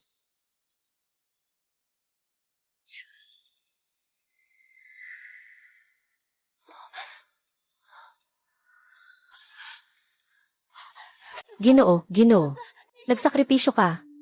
Nagawa na ang lahat. Huwag mag-alala, Ginoo. Nang dumating ang tao ng prinsipe, patay na ang tao. Kahit na magduda ang prinsipe. Pero basta't walang ebidensya, mananatili pa rin akong pangalawang asawa. At saka, sa mga nangyari noon, kasali rin ang matandang ginang. Hindi nila ako kayang gawin ng masama. Tama. Nakita ko ito.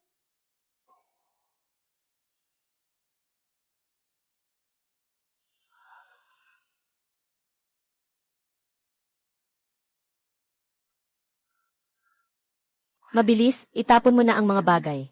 Huwag kang mahuli.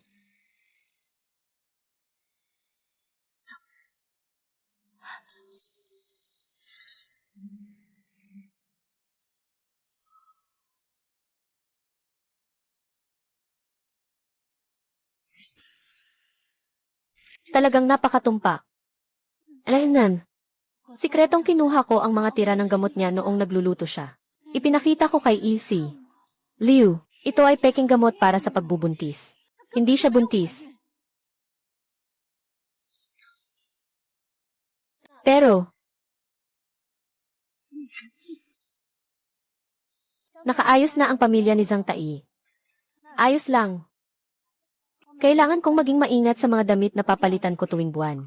Huwag kang mag-alala, maliit na babae. Shen Huiqin. Aking personal na ihahatid ang katotohanan sa pagkamatay ni Yan Lesui sa iyo. Sa iyong harapan.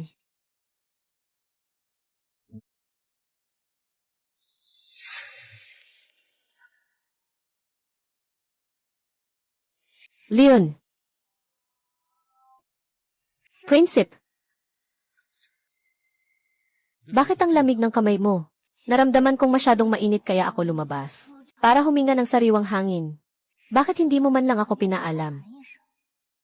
May gusto akong ipakita sa'yo, sumunod ka sa akin.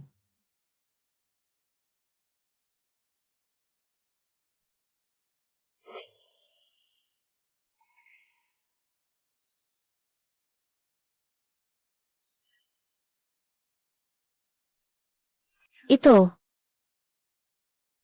ay regalo mula kay Sui Sui. Ngunit sinabi ng matandang babae na nagkamali si Anne. Hindi siya maaaring pumasok sa templo ng pamilya Sheng.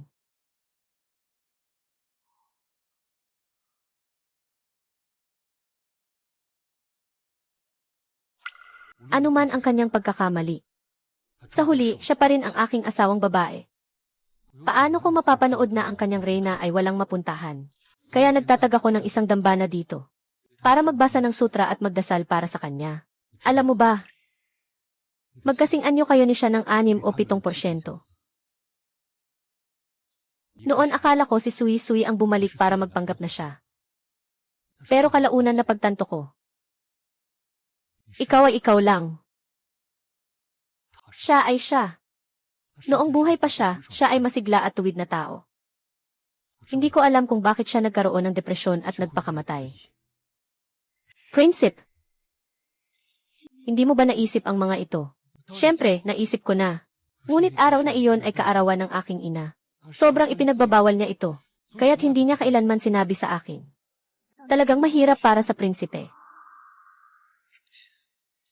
Panahon na para malaman ang katotohanan. Sheng Huaiqin, kahit alam mo ang katotohanan, ano naman ang magagawa mo?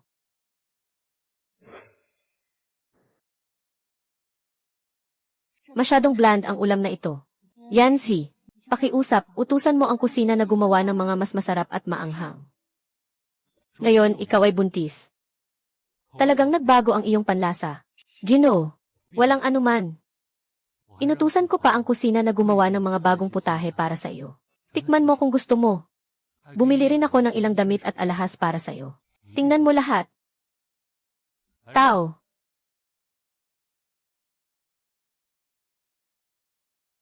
Jinner, pareho tayo ng iniisip. Mabigat ka. Simula ngayon, huwag ka nang magbigay galang. Salamat, Gianni. Matanda. Ngayon, ako mismo ang pumili ng ilang gamot para sa pagbubuntis mula sa bodega. Iniisip kong ipadala ito sa'yo. Ang pulang jade na ito ay bahagi pa ng aking dot noon. Ngayon, ibibigay ko ito sa'yo.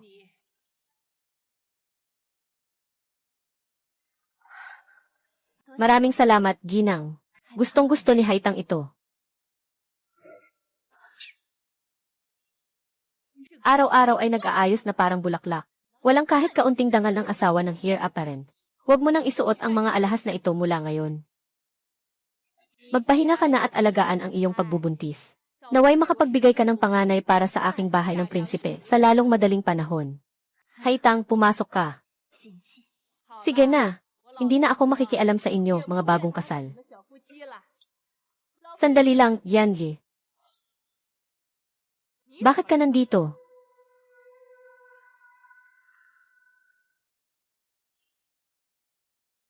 Hindi matiis ni Mansi ang namakita ang Gian. At ang prinsipe na nalilinlang. Nandito ako para ilantad ang tunay na pagkatao ni Haitang. Ano ang ibig mong sabihin? Ano ang ibig mong sabihin? Hindi talaga buntis si Haitang. Iniutos kang huwag lumabas. Sino ang pumayag na magsalita ka ng kalokohan dito? Hindi ako nagsisinungaling. Ito ay dugo ng imbakan. Personal na nakita ni Dujuan na itinapon ni Yancy. Nasa ibabaw nito ang selyo ni Haitang. Hindi nagsisinungaling ang alipin. Personal niyang nakita. Siya si Hantong na maliit na babae. Siya ang nagdala kay Yancy upang itapon. Siguradong si Hantong na maliit na babae.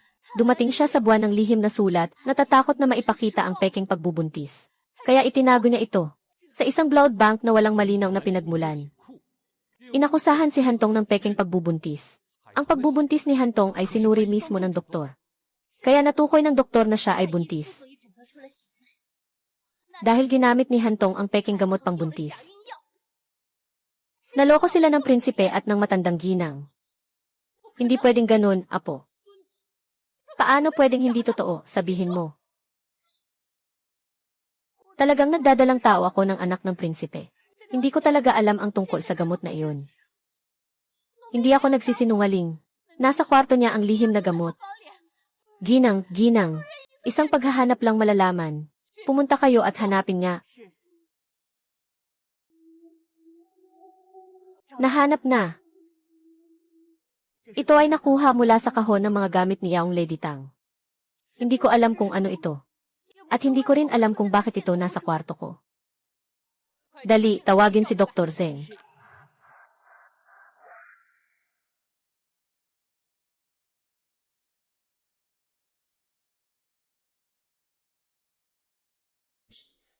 Bumalik ka, prinsipe. Ito ay karaniwang gamot para sa mga sakit sa babae. Pero kung ubusin ito ng matagal, maaaring maantala ang regla. At magpakita ng mga sintomas ng peking pagbubuntis. Batay sa pulso. Matapang na nakikipagkompetensya sa buntis na babae. Ikaw ay isang tapat at masunuring tao. Hindi ko akalain na magpapakasal ka pa sa panlilin lang sa akin. Hindi talaga siya nagmamay-ari ng kapangyarihan dahil sa pabor ng matandang babae. Totoo, may mga saksi pa. Dadalhin ni Gujuan ang tao dito. Pasensya na, prinsipe. Pasensya na, matandang babae. Siksiyaon niyang Haitang ang nanghihikayat sa akin. Na matukoy sa harap ng lahat na siya ay buntis. At pagkatapos ng lahat, sabihin mo sa akin na ibibigay mo ang 100 tael ng ginto. Sobrang hangal ko na. Pumayag ako sa kanya. Alam mo rin naman, gaano kaabala ang matanda at ang anak ng marangal na pamilya na umaasang magkaanak ako.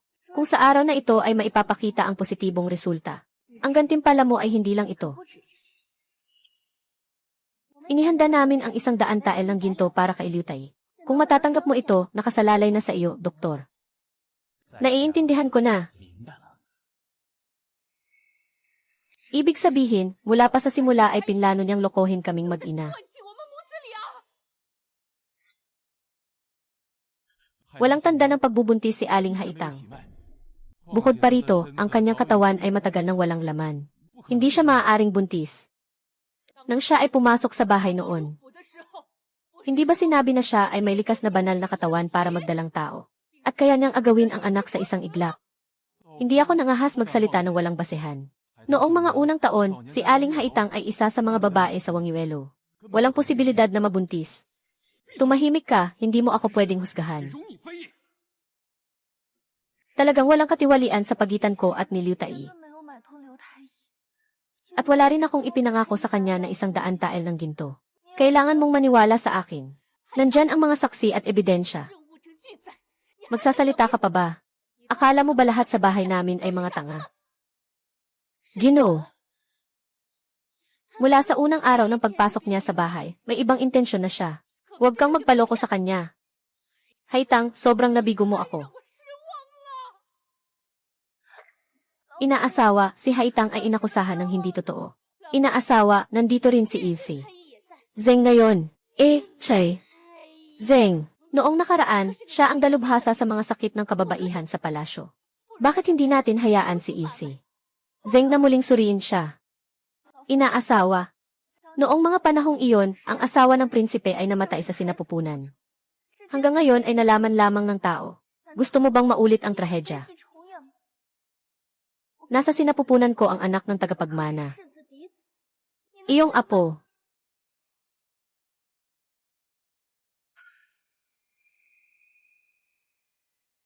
Tagapagmana. Kamakailan lang, natatakot si Haitang na hindi niya maaalagaan ang batang ito. Sabi mo, aalagaan mo ako. Hindi ko akalain na darating ang buhay na ito ng ganito kabilis. Tumayo ka. May lakas ka pang magpaliwanag. Walang anak ang tagapagmana sa mga nakaraang taon. Bakit ka nagbuntis pagkatapos lang ng isang buwan? Halatang nagsisinungaling ka. Kung totoo kang buntis, bakit hindi mo pinapatingin kay Dr. Zeng? Kung papayagan ng haring anak na muling suriin ni Dr. Zeng, talagang magdududa siya sa akin. Ang matandang ginang ay may kinalaman sa panganay ng haring anak. Hindi pwedeng padalos-dalos na ipasuri muli kay Dr. Zeng. Dr. Zeng, kung pumunta ka para magpatingin. At kung ikaw ay mapagsamantalang tao, hindi kita palalampasin.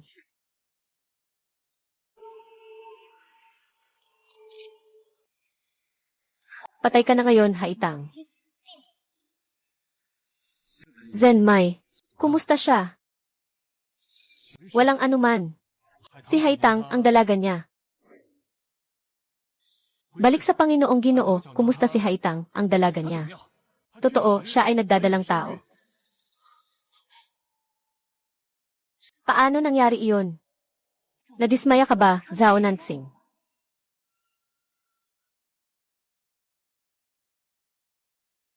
Ang guro ay pinagawa ka ng peking katibayan talaga.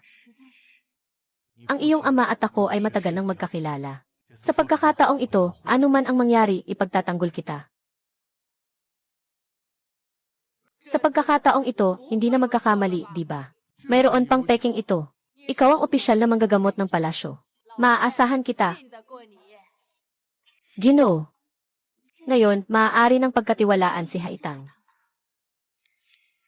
Ang aming maliit na Panginoon ay walang dahilan na inakusahan.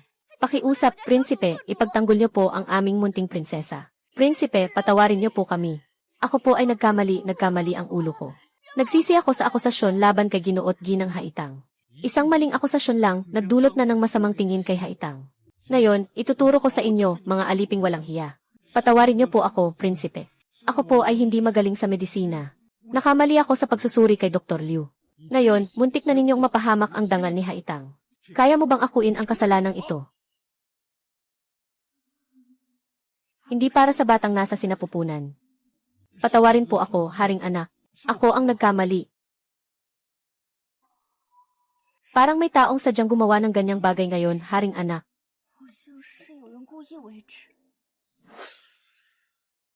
Wala akong kinalaman. Kasalanan ni Dr. Liu. Kasalanan niya sa maling pagsusuri. Ikaw, mababang alipin. Halos mo nang mapahamak ang panganay ng haring anak. Anong kasalanan mo? Tama na. Matagal ko nang iniutos na ipakulong ka. Hindi ka lang sumunod sa utos ko.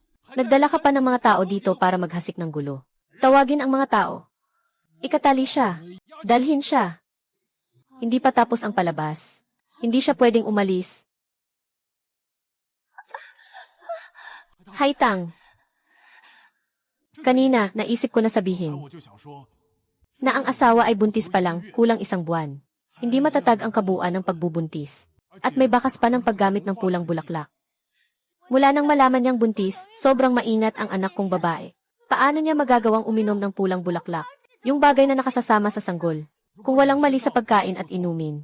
Ibig sabihin, may gumagawa ng masama sa araw-araw niyang pamumuhay. Sino ang nangahas na saktan ang apo ko? Kailangang imbestigahan ko ito ng mabuti.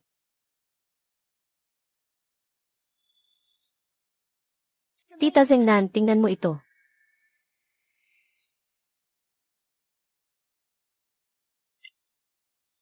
Hindi na nakapagtataka na itinago ito sa loob ng unan. Saan nanggaling ang unan na ito? Ito ay regalo ng ginang sa amin noong pumasok kami sa bahay. Ikaw na naman. Ikaw na naman. Ikaw, mapanirang babae. Ilan pang apo ko ang gusto mong patayin bago ka tumigil? Hindi dapat pumayag na pumasok ka sa tahanan. Napakaraming kapahamakan. Kakaiba namang nagdala ang aking kapatid ng maraming bagay. Akala ko ay tapat siya sa akin. Hindi ko inasahan. Gusto pala niyang saktan ako at ang anak ng prinsipe. Lahat ng ito ay plano niyo, hindi ba?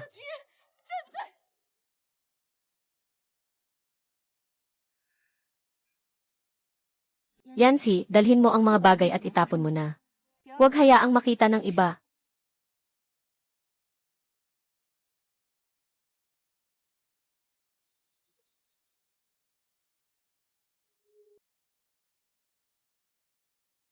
Nahuli na. Pampagkalusugan na peking pagbubuntis at kontrol sa dugo. Siguradong naniwala na si Zhao Mansi ang sa pagkakataong ito. Nariyan ang mga tao at ebidensya. Magtatangkang magpaliwanag ka pa ba? Pagsasabuatan laban sa anak. Binayaran ang mga manggagamot at mga tauhan para siraan si Haring Dagat. Mabuti na lang, akala niyo'y patay na ako, hindi ba? Ang pangyayaring ito ngayon, dapat masusing imbestigahan.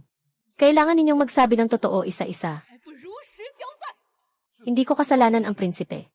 Si Madam Side ang nagpumilit sa akin. Sinabing si Little Lady Haitang ay nagdadalang tao ng peke para makipagsabayan sa prinsipe. Si Madam Side ang pinalalabas na si Little Lady Haitang ay siniraan. Kung hindi, papatayin niya ang alipin. Maliwanag ang prinsipe. Nahanap na ninyo ang prinsipe. Sa wakas, ang pangunahing bahagi ay darating na. Hiling namin na ang prinsipe ay magpasya para sa mga manggagawa. Anong nangyari? Pinatay ng babaeng ito ang aking asawa para takpan ang krimen. Hinahabol niya kami ng aking mga anak at ako. Pakiusap, ikwento mo ng mabuti. 5 taon na ang nakalipas. Inutusan ng aking asawa na magpunta sa bahay ng ginang para suriin ang pulso niya. Hindi ko inasahan na patayin siya ng babaeng iyon.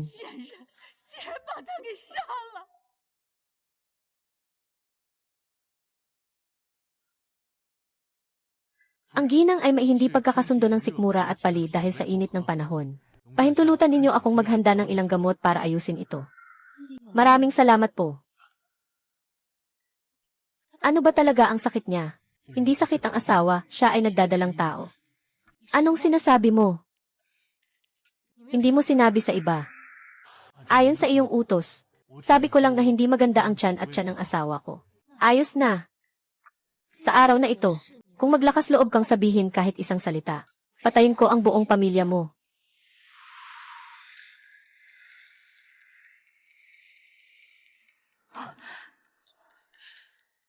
Ngayon, may sapat ng ebidensya.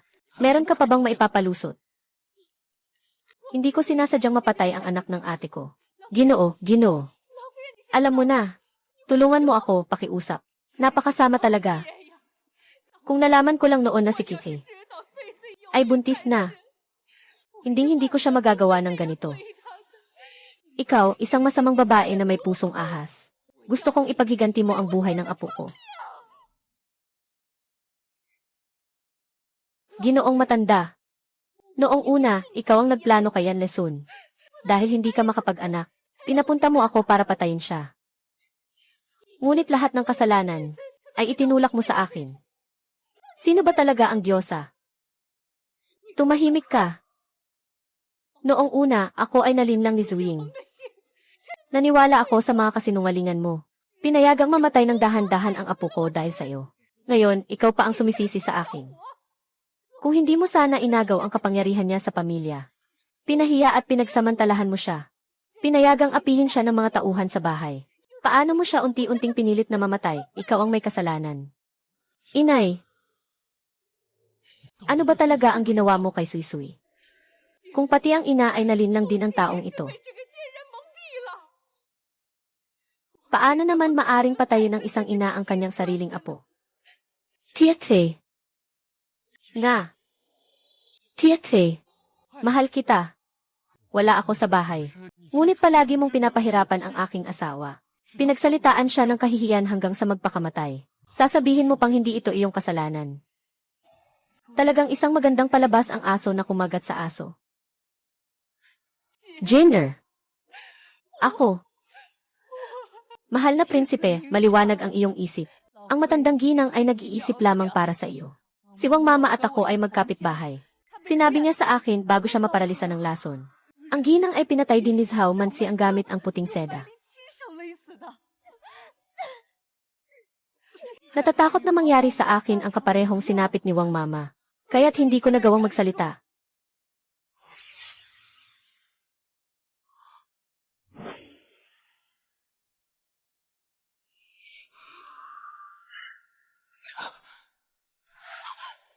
Ngayon ay kailangan mong bayaran ang iyong buhay.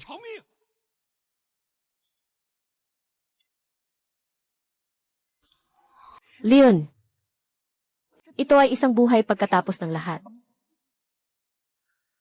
Kung ito ay kumalat, maaaring makasira ito sa reputasyon ng prinsipe. Kung hindi ko siya papatayin, hindi mawawala ang galit sa aking puso. Mag-isip ka ng mabuti, prinsipe. Ngayon ako ay buntis na. Talagang hindi ito dapat ipakita. Isipin mo na lang na ito ay para sa kabutihan ng bata. Tama ang sinabi niya. Ngayon na nagkaroon ka na ng anak, hindi mo na dapat gawin ang pagpatay. Pansamantala, hayaang mabuhay ang mababangis na ito. Tauhan. Ilagay siya sa bilangguan at ikulong. Huwag siyang bigyan ng pagkain o inumin. Ito ang pagmamahal ni Sheng Huijin sa loob ng maraming taon. Nakalimutan mo na ba? Haotang, ikaw na mababangis. Hindi kita pababayaan kahit mamatay pa ako. Prinsip, nagsinungaling ka at nagkamali ka pa. Haitang, magtiwala ka sa akin. Hindi na kita hahayaan pang masaktan kahit kailan. Magpahinga ka na at mag-alaga sa iyong anak. Sabihin mo lang kung may kailangan ka. Ang batang ito ay ang buhay ko, ang yaman ng pamilya namin. Inay, matanda ka na. Kung wala kang mahalagang kailangan, huwag ka nang bumalik dito. Jane, ihatid mo ang matandang ginang pauwi. Matandang ginang. Lahat ng tao sa bahay na ito. Asawa ng anak ng pamilya.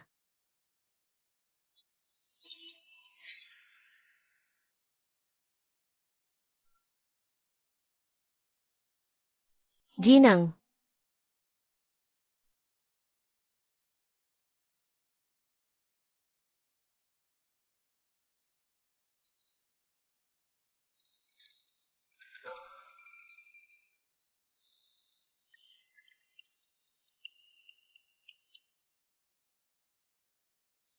Marami ng mga katulong sa bahay.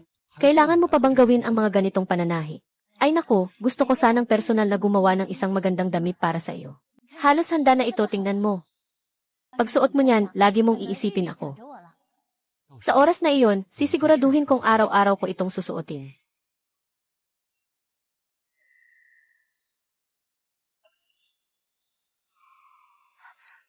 Maliit na babae, hindi mo ba tinitingnan kung ano ang ibinigay ng prinsipe? Ayaw ko na. Umalis na tayo. Pupunta tayo para makipagkita sa isang tao.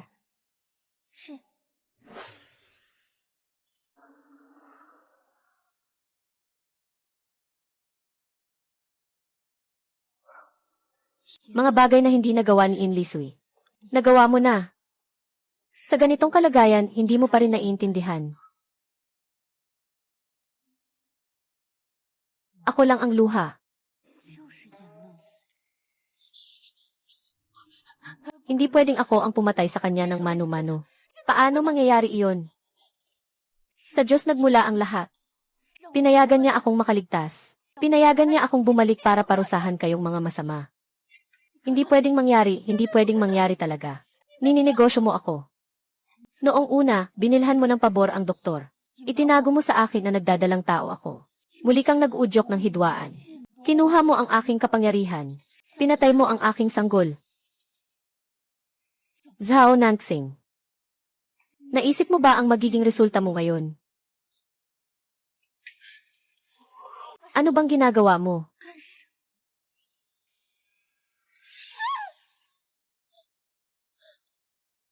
Dapat mong maranasan ang naranasan ko noon.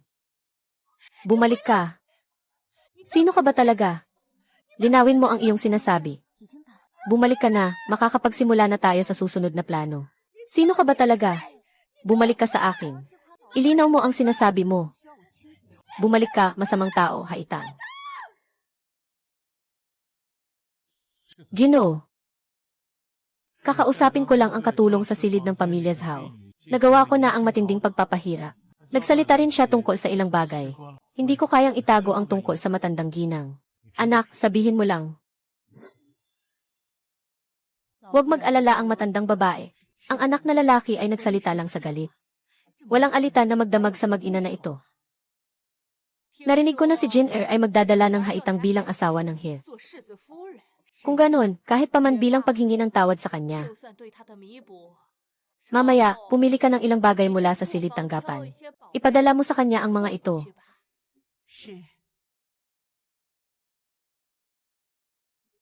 Jin nakapag-almusal ka na ba? Suksin. Mabilis na ipagawa sa maliit na kusina ang mga paboritong pagkain ni Jin Hindi na kailangan. Ngayon, gusto kitang tanungin ng ilang bagay. Sige, sabihin mo.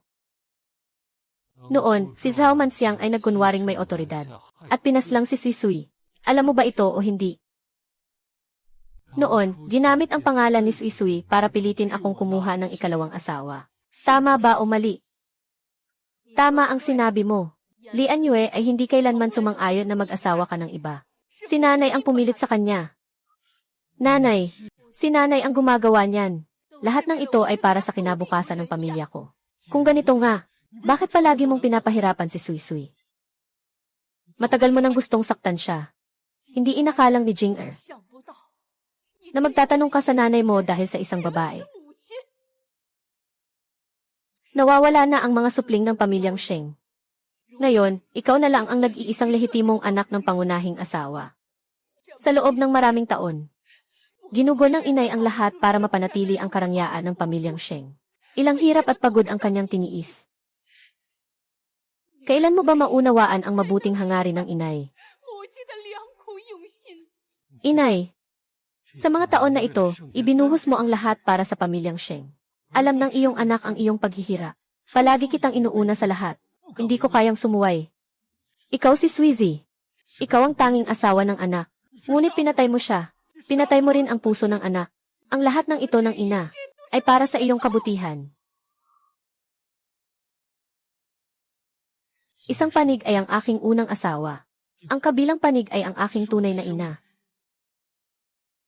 Ang lahat ng ito na iyong ginawa. Pasensya na, anak, mahirap para sa akin na makapagpatawad. Jing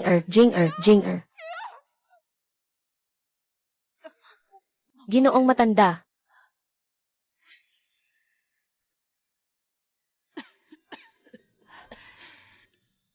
Ako'y naligaw ng landas. Hindi ako mapapatawad ni Jin sa pagkakataong ito bilang kanyang ina.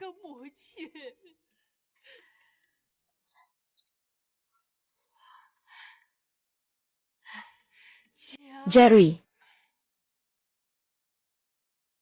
Ikaw pala. Hayaan mong ako ang mag-alaga sa ginoong matanda. Ngayon ay nagdadalang tao ka. Basta't ligtas mong maipanganak ang isang lalaki para sa aming pamilya. Hindi kita pababayaan, lalaki.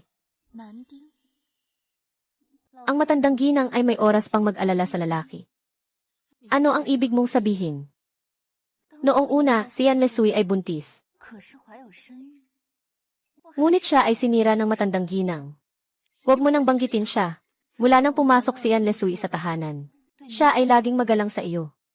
Dahil lamang sa hindi siya nakapagbigay ng anak. Pinagsalitaan mo siya ng labis na kahihiyan at pananakit.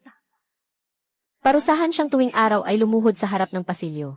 At kahit ang maliit na asawa ay buhay pa, pipigilan siyang mamatay. Ihagis siya sa libingan ng mga patay. Paano makakatulog ng mahimbing ang matandang ginang? Paano mo nalaman ng ganito kalinaw ang mga bagay na ito? Hindi mahalaga kung paano ko nalaman. Ang mahalaga ay ipaghihiganti ko si Yanle. Ano ang balak mong gawin? Ay naku, apo ko.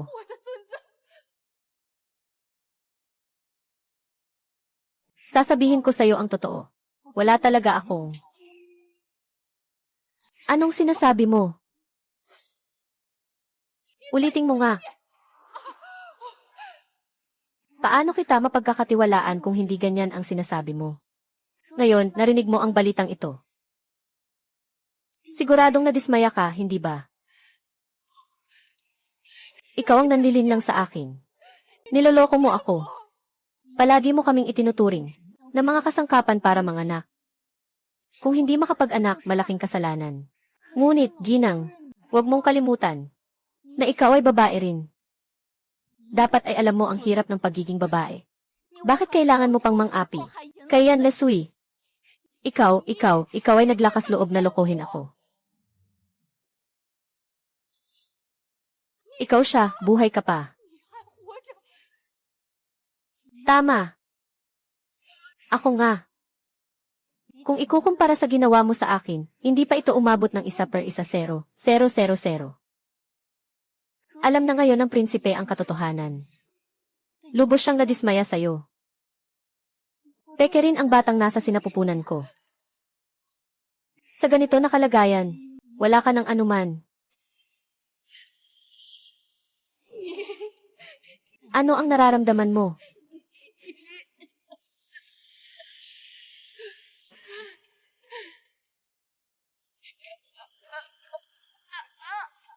Gusto kong mabuhay ka sa pagsisisi sa buong buhay mo.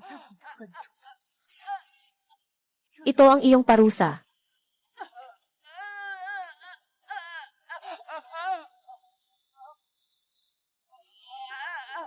Sino ang mag-aakalang? Isang tao na araw-araw ay nag-aayuno at nagdarasal. Ay may mga kamay na puno ng dugo. Tawagin ang tao. Nagkaroon ng stroke ang matandang ginang.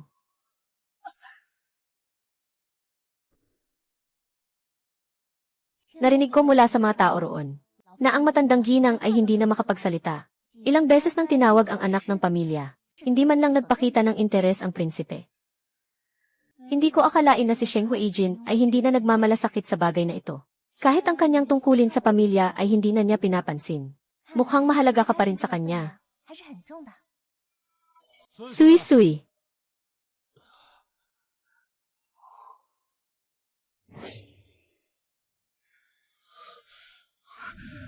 Prinsipe, nag-inom ka na.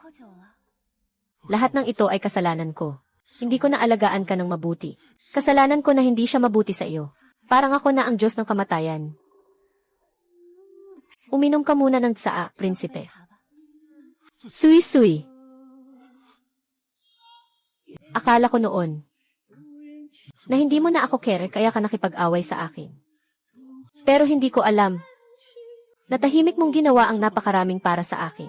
Hanggang ngayon, nalaman ko na ang ginawa ng ina mo para sa iyo ay para sa akin. Kasalanan ko ito. Kasalanan ko ito. Patawarin mo ako, okay?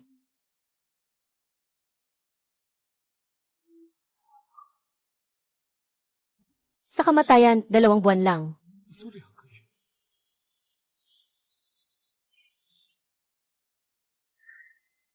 Ako ang may kasalanan sa kanya.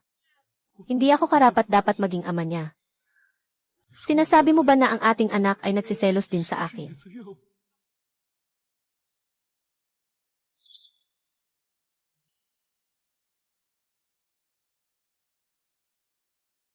Sinasabi mo ba?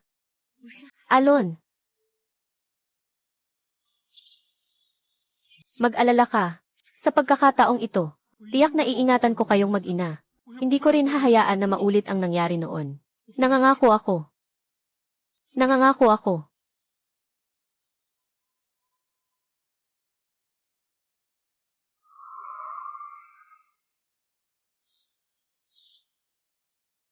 Sabihin mo, anong pangalan ang ibibigay natin sa ating anak?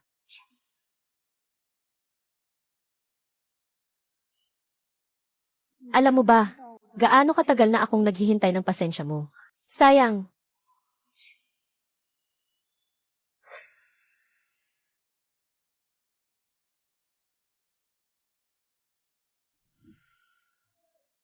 Katatapos lang marinig ni Xiaoning mula sa mga tauhan sa bahay, na pinapalayas ng anak ng prinsipe ang lahat ng kanyang mga katulong. At iniwan lamang ang mga gwardiya upang maglingkod sa kanya. Ganoon nga. Siyempre, ito ba ay taos puso o isang pagsasauli? Talagang hindi ko alam kung dapat ko pa siyang kamuhian. Sa tingin ko, si Sheng Huijin ay talagang taos puso sa iyo. Ginoo, magandang araw. Ako si Xuji, ang tagapangasiwa ng tindahan ng tela na ipinadala ng anak ng prinsipe. Narito po ang saya para sa ginang. Pakiusap, tingnan po. Ang saya na ito ay gawa sa makulay na sutla mula sa Jiangnan. Ang mga disenyo sa ibabaw ay ginto na sinulid. Mahalaga ito. Ginto na sinulid. Ayon sa aking kaalaman, ang pag-embroider ng damit na ito gamit ang ginto na sinulid ay tumatagal ng mahabang panahon. Talagang marami kang kaalaman, ginang. Ang ginto na sinulid ay hindi basta-basta na kayang i-embroider ng karaniwang mananahi. Tanging ang mga nangungunang mananahi ng Yangzhou ang kayang matapos ito sa loob ng 1.5 taon. Bago ito matapos. 1.5 taon. Kung ganoon ang usapan. Ang kasuotang pangkasal na ito ay iniutos ng pangalawang anak na lalaki 5 taon na ang nakalipas. Ngunit walang dumating para kunin ito. Kahapon lang nagpadala ng tao para kunin. Dahil napakamahalaga ng kasuotang pangkasal. Kaya ako mismo ang nagdala nito. 5 taon na ang nakalipas. Inihanda na niya ang damit na ito 5 taon na ang nakalipas. Siguro nga. Kailangan mong subukan, ginang. Kung hindi magkasya, ipapagawa ko na lang.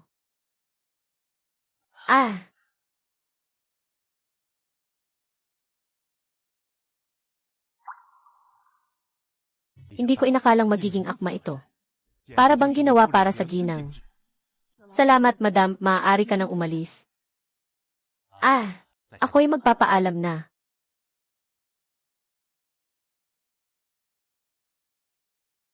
Inay, ang sapatos na ito ay ginawa niya para kay Yan Lesui. Mukhang hindi kailanman nakalimutan ng Panginoon ang tungkol sa iyo. Sui-sui. Sisi, ngayong gabi ay Yuan Xiao Festival. Ito ang sariling gawa kong parol. Tingnan mo kung magugustuhan mo. Bulaklak na hindi mahahawakan.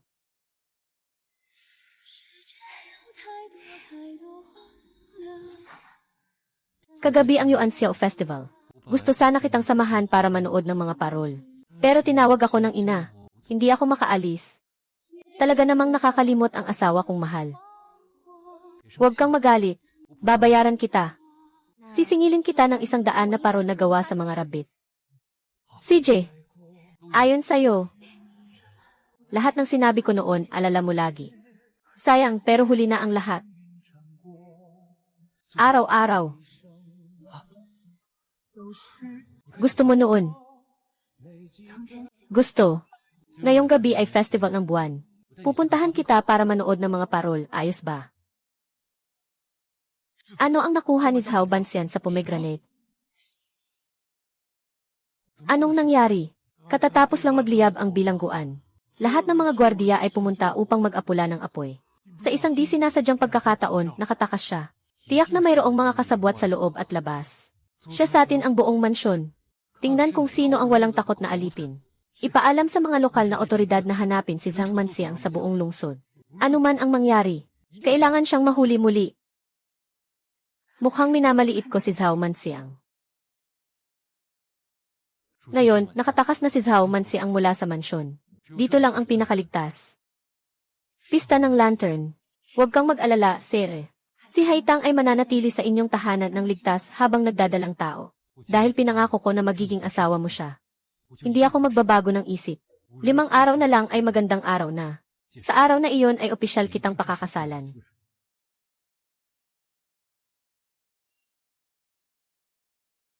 Hindi na magkakaroon ng araw para sa pagpapahusay.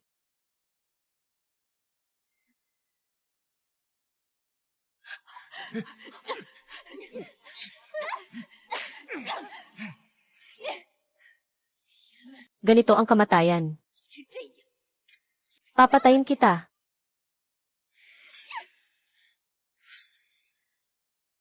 Talaga bang desidido ka nang umalis, maliit na babae? Sa loob ng 2 buwang ito, Yanzai, bawat hakbang ay maingat kong pinagplanuhan. Sabi ko nga, papasasaan ko rin siyang malasahan. Ang sakit ng pagtataksil ng minamahal.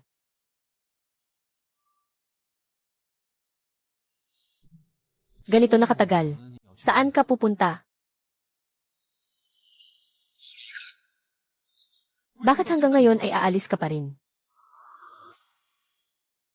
Gusto mong malaman kung bakit? Dahil ngayong araw na ito, nakita mo na siya. Sasabihin ko sa'yo.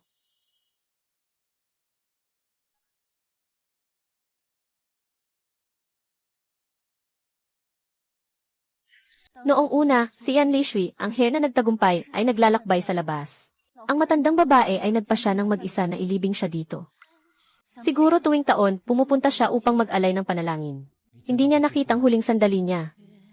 Ito ang aking panghabang buhay na panghihinayang. Ngunit hindi mo alam na ang nakabaon dito ay hindi talaga si Erluosi. Anong gagawin mo? Nang mamatay si Yan Lizui, inilibing siya sa isang libingan ng mga patay. Para lang makumpleto ang trabaho, gumawa ang matandang ginang ng isang bahay. Ikaw lang ang hangal na hindi alam ang totoo. Kung hindi ka naniniwala, huhukayin ko ngayon para ipakita sa'yo. Hindi na kailangang gawin iyon. Maliban sa'yo. Alam kong ikaw si Sui Sui. Kailan mo nalaman? Mula noong una kitang nakita. Alam ko nang ikaw ang aking asawa, Sui Sui. Kaya, palagi mong kasama ako sa pag-arte. Huwag. Huwag mo akong hawakan. Gusto ko lang malaman, bakit hindi ka pa rin mamatay at hanapin ako? Bakit nagbihis kang parang si Haitang? Para sa paghihiganti. Noong una, niloko mo ako at nakipagrelasyon ka kay Zhao Manxiang. Pinagsama-sama ng matandang ginang si Zhao Manxiang. At pinatay kami ng aking anak na nasa sinapupunan. Saan ka noon? Pero may Diyos na nakakita. At iniwan akong buhay. Upang makabalik ako at maghiganti sa inyo.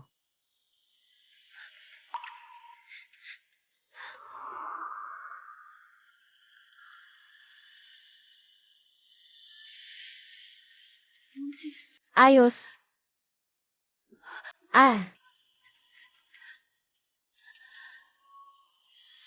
Bumagal para makalaban. Kung makakaligtas, tiyak na kayo ay pagbabayaran ng dugo.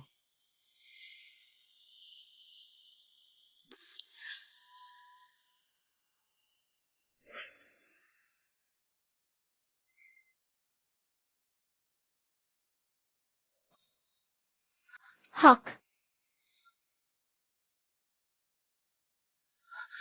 Tulungan mo ako. Tulungan mo ako, makilala mo ako. Hindi ka dapat mamatay. Tagapagligtas. Pakiusap, alalahanin mo ako. Tulungan mo akong maghiganti. Sa hinaharap, tiyak na ako'y magbabalik ng kabutihan. Talagang pinag-isipan mo na ba? Sa ganitong lugar, hindi pwedeng manatili ang isang ginoo tulad mo, isang mayaman na anak dalaga. Basta makamit ko lang ang paghihiganti. Kahit anong hirap, kakayanin ko. CJ, simula ngayon, ikaw na ang magiging alalay ko.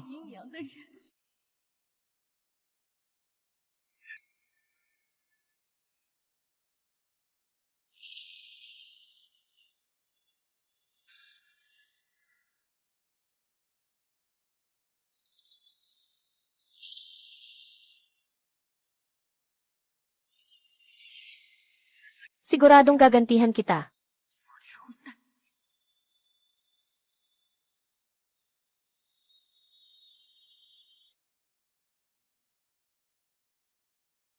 Mula ngayon, tawagin mo na lang akong Haitang.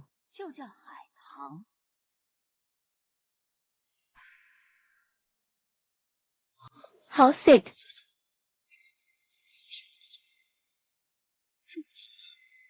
Hindi isang araw na hindi kita iniisip. Pwede mo akong saktan. Pwede mo akong sambitin ng masama. Basta maibsan lang ang galit mo sa puso. Kung sasabihin ko na gusto kong mawala ka sa buhay ko.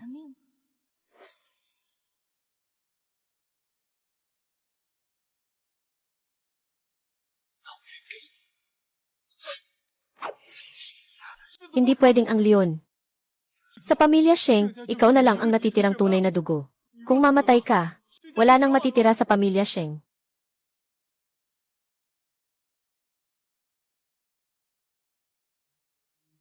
Taon-taon. Anong pangalan ang ibibigay natin sa ating anak?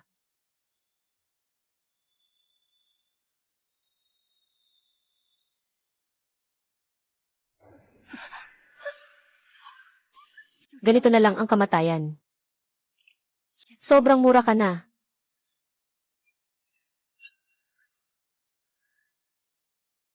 Quickie. Dahil alam mo na ang katotohanan. Nakuha ko na ang layunin ko.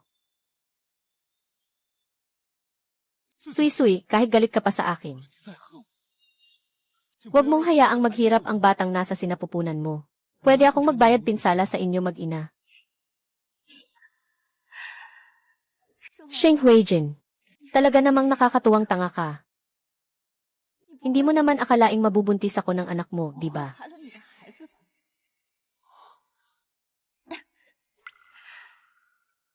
Wala akong buntis. Tuwing natutulog ka rito, uminom ako ng pangpigil sa pagbubuntis. Akala mo ba? Ulit-ulitin ko ang pagkakamali.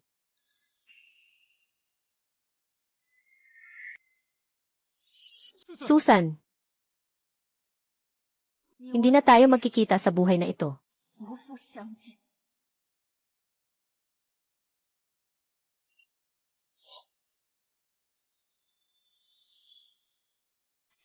Hi, Auntie Xu. Sa wakas natubos ko na ang aking paghihiganti. Anak, anong nais sabihin ni Auntie? Dahil naabot mo na ang iyong layunin. Mula ngayon, maaari mo nang bitawan ang galit. Magkaroon ka ng magandang buhay. Pero nakikita ko, hindi ka pa rin tuluyang nakalimot. Mas mabuting hanapin mo siya at magkausap ng maayos. Ginoo, anong ginagawa mo dito? Ginoo, pakiusap, puntahan mo na ang anak mo. Kagabi mula sa libingan bumalik. Ang prinsipe ay walang tigil ang pagsusuka ng dugo. Ano? Bakit hindi na ipatingin sa doktor? Ginoo at prinsip, ito ay isang sakit sa puso. Ikaw lang ang makakatulong dito. Gulong-gulong na Ginoo. Ayaw ng aking mga tauhan na makita ito. Naging sanhi ng hindi pagkakaunawaan ang prinsipe at ang Ginoo dahil sa maling akala. May ilang bagay na kailangan kong sabihin. Kung ano man ang gusto mong sabihin, sabihin mo na. Noong araw, walang balak ang Heir na kumuha ng concubine. Sabi ng matandang ginang, si Zhao Manxiang ang dinala mo para sa kanya. Kaya inisip ng maliit na asawa na wala siyang lugar sa puso ng Heir. Nadismaya ang Heir. Kaya tinanggap niya si Zhao Manxiang. Ganun pala. Noong araw, nagkaroon ng hindi pagkakaunawaan ang Heir at ang ginang. Nais ko sanang ipaliwanag ito sa aking asawa.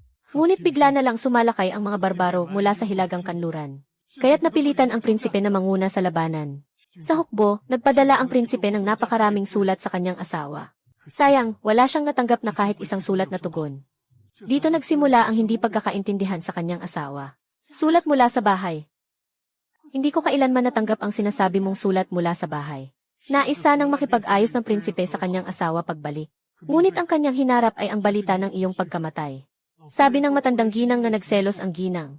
Kaya ayaw niyang makasama ang maliit na asawa sa iisang bubong. Kaya pinili niyang magpakamatay. Dahil dito, nagkasakit ng malubha ang pangulo ng pamilya. At doon nagsimula ang kanyang karamdaman. Hindi inakala na magiging ganito ang hindi pagkakaintindihan. Sa loob ng 5 taon, bakit walang balita tungkol sa mga anak sa bahay ng pangulo? Dahil iniisip pa rin ng pangulo ang tungkol sa iyo. At ayaw niyang tanggapin ang ibang babae. Ginoo, ang puso ng prinsipe ay palaging para sa inyo. Sige na. Ginoo. Pakiusap, tingnan niyo ang prinsipe. Sasamahan kita para tingnan siya. Prinsipe, nakaupo ka na ng isang gabi. Baka hindi kayanin ng katawan mo. Nangako ako kay Sisi na gagawa ako ng 100 lantern na may kamay. Hindi ako bibitiw sa aking salita.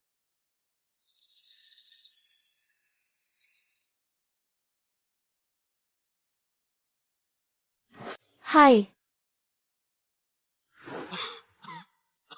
Nagising ang prinsipe kagabi at nag-ayos ng mga parol dito. Sabi niya, para sa kanyang asawa. Shen akin. Ah, sui-sui.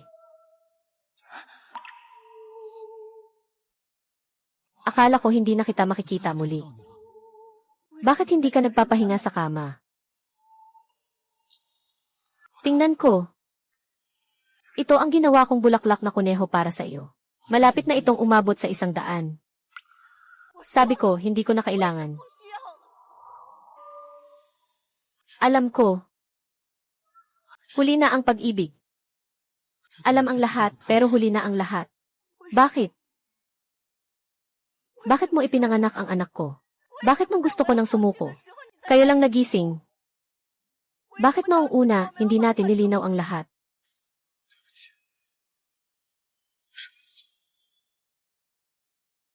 Maaari kong ipagsanggalang ang buong buhay ko para sa'yo. Ngunit lahat ng sinabi mo ay nakatatak sa isip ko. Ang paborito mong kuneho na parol. Ang paborito mong saranggola. At ang matamis na cake mula sa Hilagang Lungsod. Lahat ng ito ay maibabalik ko sa'yo.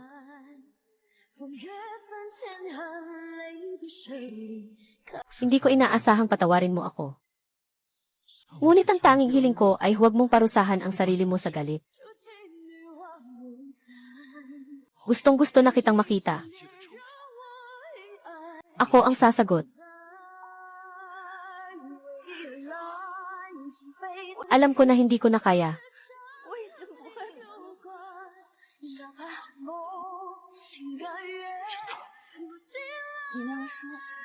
Hindi ko pa tuluyang binitiwan ang galit. Ngayon alam ko na tuluyan ko ng binitiwan. Hindi kita kinamumuhian.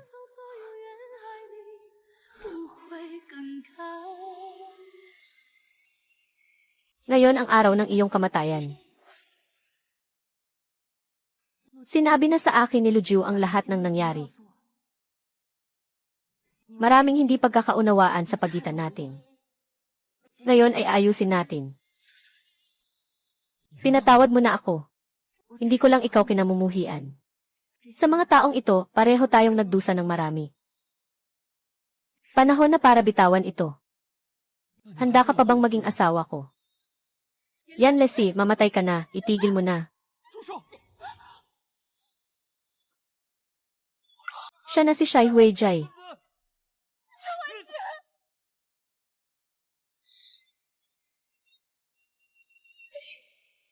Hindi ko hahayaan na masaktan ka ng sinuman. Bakit mo ito ginagawa?